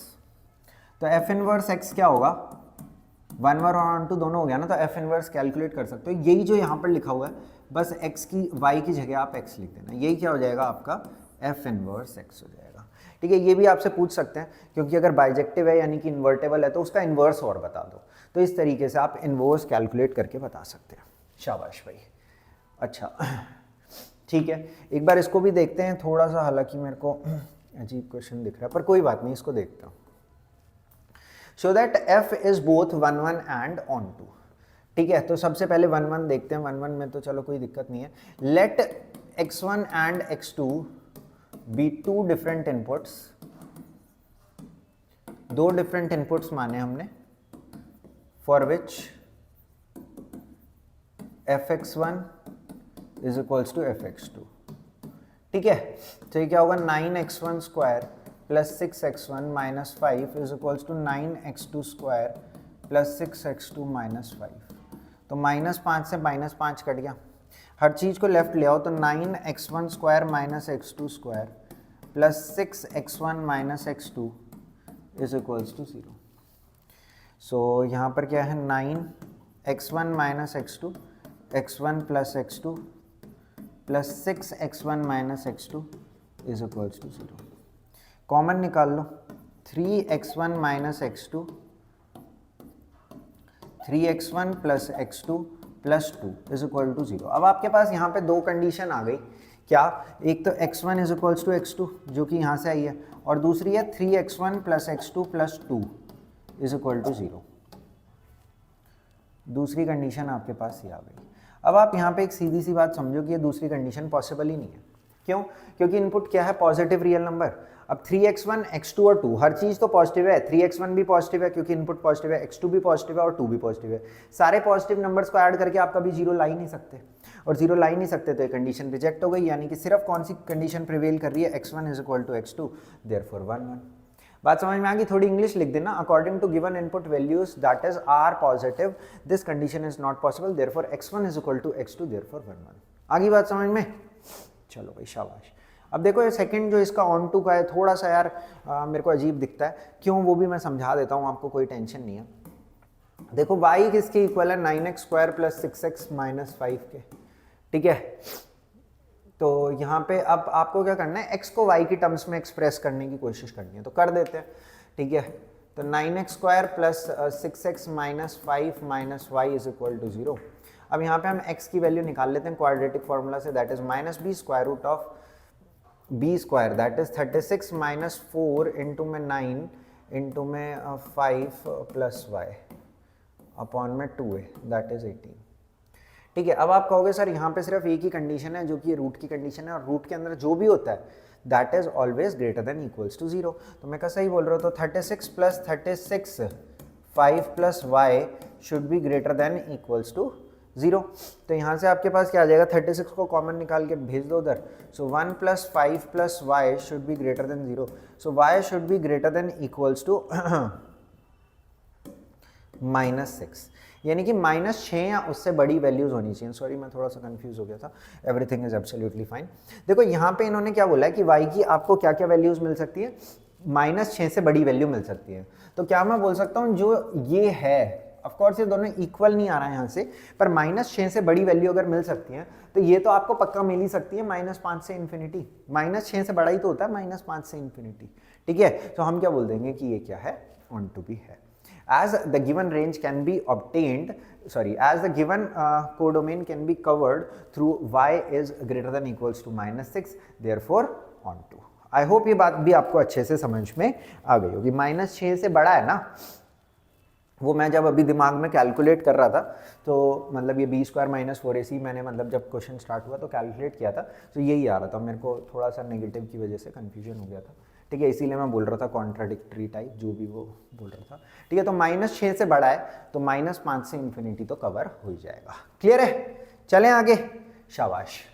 अब ये क्या है, ये आपको बाइजेक्टिव शो करना है, ये आपके लिए छोड़ते हैं। ठीक है, दो क्वेश्चन आपके लिए छोड़ते हैं, होमवर्क, ये भी होमवर्क। ये अच्छा क्वेश्चन है, एक बार इसको देख लेना भाई। ठीक है, अच्छा भाई क्या बोल रहे हैं, अच्छा थोड़े से अब ये रैंडम क्वेश्चन मैंने डाले हैं इसके अंदर।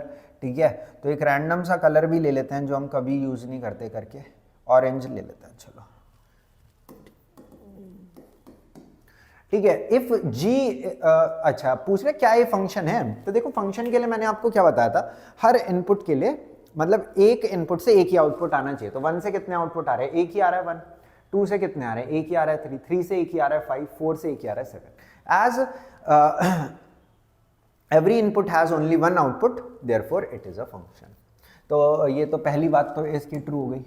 as every input has only one output, as every input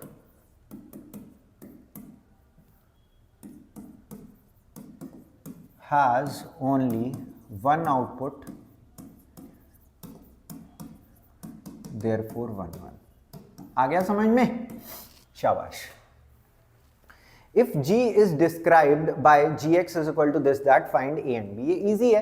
तो basically output values are obtained by using this relation। So अगर मैं x की जगह 1 इनपुट करता हूँ तो it is a plus b, और इससे आउटपुट वैल्यूज क्या मिल रही है आपको? 1 मिल रही है। तो इसको इक्वेशन 1 मार्क कर लेता हूँ। अगर मैं इनपुट 2 करता हूँ तो ये कितना है? 2a प्लस बी मिल जाएगा यहाँ से, और आउटपुट कितना है? 3। तो इसको इक्वेशन 2 मार्क कर लेता हूँ। दोनों को सब्ट्रैक्ट कर दो तो minus a is equal to minus 2, यानी कि a कितना आ गया? 2, और b कितना आ गया? -1। ये इसका आंसर हो जाएगा। ठीक है, आगे की चेक करने की जरूरत नहीं है, वही आएगा आंसर। ठीक है, आगे चलते हैं। अच्छा, इसकी रेंज निकालनी है। ठीक है, कोई बात नहीं, इसी से कर लेते हैं। अब देखो यहाँ पे रेंज निकालने में हमें इतनी ज़्यादा हैबिट हो जाती है किस चीज़ की, कि इन्वर्स, ओ सॉरी, आज ऐसे लगा हुआ है क्या? सॉरी, हमें इतनी ज़्यादा हैबिट हो जाती है इन्वर्स में y को x में एक्सप्रेस करने की, ठीक है, कि हम हमेशा वही करने भागते हैं, हम देखते भी नहीं है लिखा क्या है। देखो ऊपर और नीचे सेम ही चीज़ लिखी हुई है, बस थोड़े से फ़र्क के साथ। अगर आप fx को रीडिफाइन करो तो आप मॉड को हटाने की कोशिश करोगे। मॉड को कैसे हटाओगे? जीरो कहाँ पे हो रहा है? -1 पे। तो एक इंटरवल बना लो -1 से बड़ा, और एक बना लो -1 से छोटा। अगर x की वैल्यू -1 से बड़ी है, जैसे कि सपोज 0 है, तो ये तो पॉजिटिव ही रहेगा, यानी कि इस पर कोई इफेक्ट ही नहीं होगा। तो क्या आएगा? x+1 अपॉन में x+1, दैट इज 1। और अगर ये -1 से इनपुट वैल्यू जो है वो छोटी है, तो यहाँ पे हमें इसे नेगेटिव के साथ ओपन करना पड़ेगा। तो ये क्या आ जाएगा? -1। तो रेंज सिंपली 2 ही आंसर आएंगे इसके, -1 और 1। -1 से 1 नहीं, सिर्फ -1 और 1। ठीक है, ये मत कहना सर छोटे से बड़ा लिखते हैं, जब कर्ली ब्रैकेट होते हैं किसी को भी आगे पीछे लिख सकते हैं, कोई फर्क नहीं पड़ता। ठीक है, आ गया समझ में? डोमेन रेंज निकालनी है, इसकी सिखाई रखा आपको सब कुछ। जो भी स्क्वायर रूट के अंदर है डोमेन निकालने के लिए, it should be always be greater than equals to 0। Factorize कर लो, 5 - x 5 + x should be greater than equals to 0। Number line बना लो, -5 लिख लो, 5 लिख लो, प्लस मत लिखो गलती से भी, minus plus minus. So x belongs to -5 से 5 आ गया। आई होप समझ में आ गया होगा अब। ठीक है, रेंज निकालने के लिए उल्टा करते हैं। सो आप क्या लिखोगे यहाँ पे? y is equal to 25 - x²। So x² is equals to 25 - y²। So x is equals to square root of 25 - y²। Same जो डोमेन आई थी वही क्या आ जाएगी? रेंज भी आ जाएगी, बस थोड़े से फर्क के साथ। क्या फ़र्क के साथ? देखो इधर समझाता हूँ तुम्हें। This should be greater than 0, तो नंबर लाइन बनाई, -5 से 5, माइनस प्लस माइनस हमें ग्रेटर देन चाहिए। सो -5 से 5 आ गया हमारा क्या? कि y बिलोंग करता है, y belongs to big brackets -5 से 5, because it is square root of something. तो आंसर क्या होगा? सिर्फ पॉजिटिव। सो ये क्या आ गया हमारा? रेंज आ गया। ये क्या आ गई थी? डोमेन आ गई थी। सिंपल क्वेश्चन है, ज़्यादा मैं समझा नहीं रहा, ऑलरेडी ये सब समझा चुका हूँ। ठीक है, अच्छा भाई, ओके, ये अब दोबारा बढ़िया क्वेश्चन आ गए हैं भाई। ये थोड़ा सा अब यार समझने की कोशिश करना, ध्यान से समझना। ऐसे क्वेश्चन 1 मार्क में आपको दिख सकते हैं। ठीक है, मैं आपको पूरे लॉजिक के साथ बताता हूँ। यहाँ पे हमसे नंबर ऑफ फंक्शंस की बात कर रहे हैं। एक सेट ए था और दूसरा सेट क्या है? बी है। एक सेट में कितने एलिमेंट हैं? ए में P Q R S 4 element हैं, और यहाँ पे एक्स वाई जेड कितने एलिमेंट्स हैं? 3 एलिमेंट हैं। आ गई इतनी बात समझ में या नहीं आ गई इतनी बात समझ में? शाबाश। अच्छा भाई, ध्यान से समझना। वीडियो थोड़ी सी लंबी हो गई है, पर कोई नहीं, बस 10 मिनट और ये पूरा हो जाएगा अपना। देखो फंक्शन के अंदर क्या होता है कि आपको ये देखना है कि P के लिए कितने आउटपुट्स अवेलेबल हैं। तो आप कहोगे सर P के पास 3 ऑप्शंस अवेलेबल हैं। फिर मैं आपसे पूछूंगा Q के पास भी 3 ऑप्शन अवेलेबल हैं, R के पास भी 3 ऑप्शन अवेलेबल हैं, और S के पास भी 3 ऑप्शन अवेलेबल हैं। तो 3 की पावर 4 क्या हो गया? हमारे टोटल नंबर ऑफ फंक्शंस आ गए। टोटल फंक्शन कितने हो सकते हैं? 3 की पावर 4। अब देखो P के पास X आ सकता है, तो ऐसा मत सोचना Q के पास 2 ही ऑप्शन अवेलेबल है, क्योंकि P और Q सेम पे जा सकते हैं, फंक्शन ही रहेगा वो। आ गई बात समझ में आपको? अच्छा भाई, ये टोटल फंक्शन की बात हुई। अच्छा, number of one one function, अब एक सिर्फ एक पे ही जा सकता है। तो सपोज P के पास कितने ऑप्शंस अवेलेबल हैं? 3। Q के पास कितने ऑप्शंस अवेलेबल हैं? 2। R के पास कितने ऑप्शंस अवेलेबल हैं? 1। ये बात समझ में आई? अब S के पास कितने ऑप्शन अवेलेबल हैं? कोई ऑप्शन ही नहीं अवेलेबल है इसके पास। तो इसका मतलब एक तो ऐसा रहेगा ही जो हमेशा बच जाएगा अगर आप वन वन फंक्शन बनाने की कोशिश कर रहे हो तो इसका मतलब यहाँ पे कभी भी आपका वन वन फंक्शन बन ही नहीं पाएगा। तो अपने पास क्या होगा? 0 वन वन फंक्शन होंगे। तो जो वन वन नहीं होता उसे मैनी वन बोलते हैं, यानी कि सारे के सारे क्या हैं? मैनी वन फंक्शन है। अब ऑन टू की बात करते हैं। ये थोड़ा सा यार देखो कॉम्प्लिकेटेड है ऑन टू वाला। कैसे कि यहाँ पे थोड़ा सा आपको परम्यूटेशन कॉम्बिनेशन का इस्तेमाल करना पड़ेगा। आपके पास यहाँ पे 4 चीजें हैं। क्या मैं ऐसा बोल सकता हूँ 2 को पेयर बना के आपको किसी एक पे भेजना पड़ेगा और बचे हुए 2 को आप किसी भी एक पे भेज सकते हैं, कोई दिक्कत ऐसी आपको नहीं आने वाली। ये बात समझ पा रहे हैं आप? अच्छा भाई, तो देखो आप वो 2 कैसे चूज करोगे? आप कहोगे सर 4 में से कोई भी 2 को चूज कर लो, ठीक है। जैसे कि सपोज हमने इन दोनों की पेयरिंग बना दी। अब हर कोई किसी ना किसी एक पे ही जाएगा, यानी कि इसके पास कितने ऑप्शन अवेलेबल हैं? 3। अगले के पास कितने ऑप्शंस अवेलेबल हैं? 2। और लास्ट के पास कितने ऑप्शंस अवेलेबल हैं? 1। तो ये क्या हो गए? हमारे number of onto function हो गए। क्लियर है? सबसे पहले हमने 2 की पेयरिंग कर दी इसके अंदर कि 2 को पेयर करा के किसी एक पे भेज देते हैं, फिर बचे हुए किसी एक को एक पे और बचे हुए किसी एक को किसी एक पे। 4C2 मैंने क्या इसलिए लिखा है? इसलिए लिखा है क्योंकि जरूरी नहीं है PQ की पेयरिंग हो सकता है PR की हो, PS की हो, QR की हो, RS की हो, that will be managed in 4C2। ठीक है, चलें आगे। अच्छा, ये भी सेम ही है, बस इसके अंदर इनपुट में 3 चीजें हैं PQR और आउटपुट में 4 चीजें हैं 1 2 3 4। ठीक है, अब टोटल फंक्शन क्या है? P के पास कितने ऑप्शन अवेलेबल हैं? 4। Q के पास भी 4 और R के पास भी 4, तो कितना आ गया? 4 की पावर 3। वन वन फंक्शन की बात करूं तो P के पास कितने हैं? 4। अब Q के पास 3 ही है और R के पास कितने हैं? 2 है। तो 4 3 ज़ा 12 2 ज़ा 24। अब मैनी वन कितने होंगे? टोटल में से 24 माइनस कर दो। ठीक है, ऑन टू के लिए आपको ये पूरा कवर करना पड़ेगा। अब देखो जैसे P एक के पास गया, Q एक के पास गया, R एक के पास गया, स्टिल एक बच ही जाना है। 2 के पास आप भेज ही नहीं सकते, फिर फंक्शन ही नहीं बनेगा। सो ऑन टू फंक्शन कितने रहेंगे? यहाँ पे 0 रहेंगे। आई होप ये बात आपको समझ में आ गई होगी। ऑन टू का उल्टा इन टू होता है, वैसे कोर्स में नहीं है पर ये सब। ठीक है, अच्छा भाई, ठीक है। अच्छा, टाइप्स ऑफ टोटल रिलेशन आ गए। देखो यहाँ पे टोटल रिलेशन मैंने आपको बताया ही था कि 2 की पावर mn। अब यहाँ पे क्या लिखा है? a लिखा है, यानी कि a टू a जा रहा है, यानी कि आप ऐसे लिख सकते हो टोटल रिलेशन किसके इक्वल है? 2 की पावर n स्क्वायर के इक्वल है। तो यहाँ पे कितना है? 3 है, तो 3 का स्क्वायर 9, तो 2 की पावर 9। 5 1 2 हमारे कितने बन सकते हैं? यहाँ पे रिलेशन बन सकते हैं। अच्छा भाई, अगर आपसे कोई पूछे कि number of reflexive relation, symmetric relation, transitive relation, इनके साथ कैसे डील करोगे?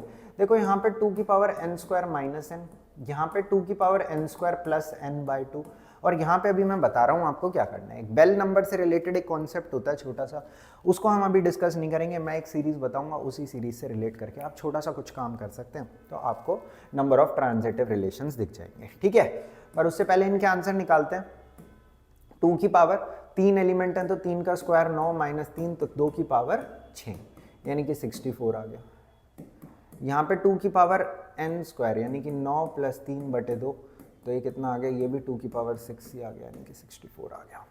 अच्छा, ट्रांजिटिव रिलेशन के लिखने के लिए आपको एक सीरीज बनानी पड़ेगी। यहाँ पे आप 1 लिखो, यहाँ 1 लिखो, इतना आ गया समझ में? अब इन दोनों का सम यहाँ लिख दो, इतना आ गया समझ में? ये एक लिखा, एक लिखा, इन दोनों का सम यहाँ लिख दिया। अब इस जो भी यहाँ नंबर लिखा हुआ है इसको यहाँ लिख लो 2, इन दोनों का सम यहाँ लिख लो, इन दोनों का सम यहाँ लिख लो, इस 5 को अब यहाँ लिख लो, इन दोनों का सम यहाँ लिख लो, इन दोनों का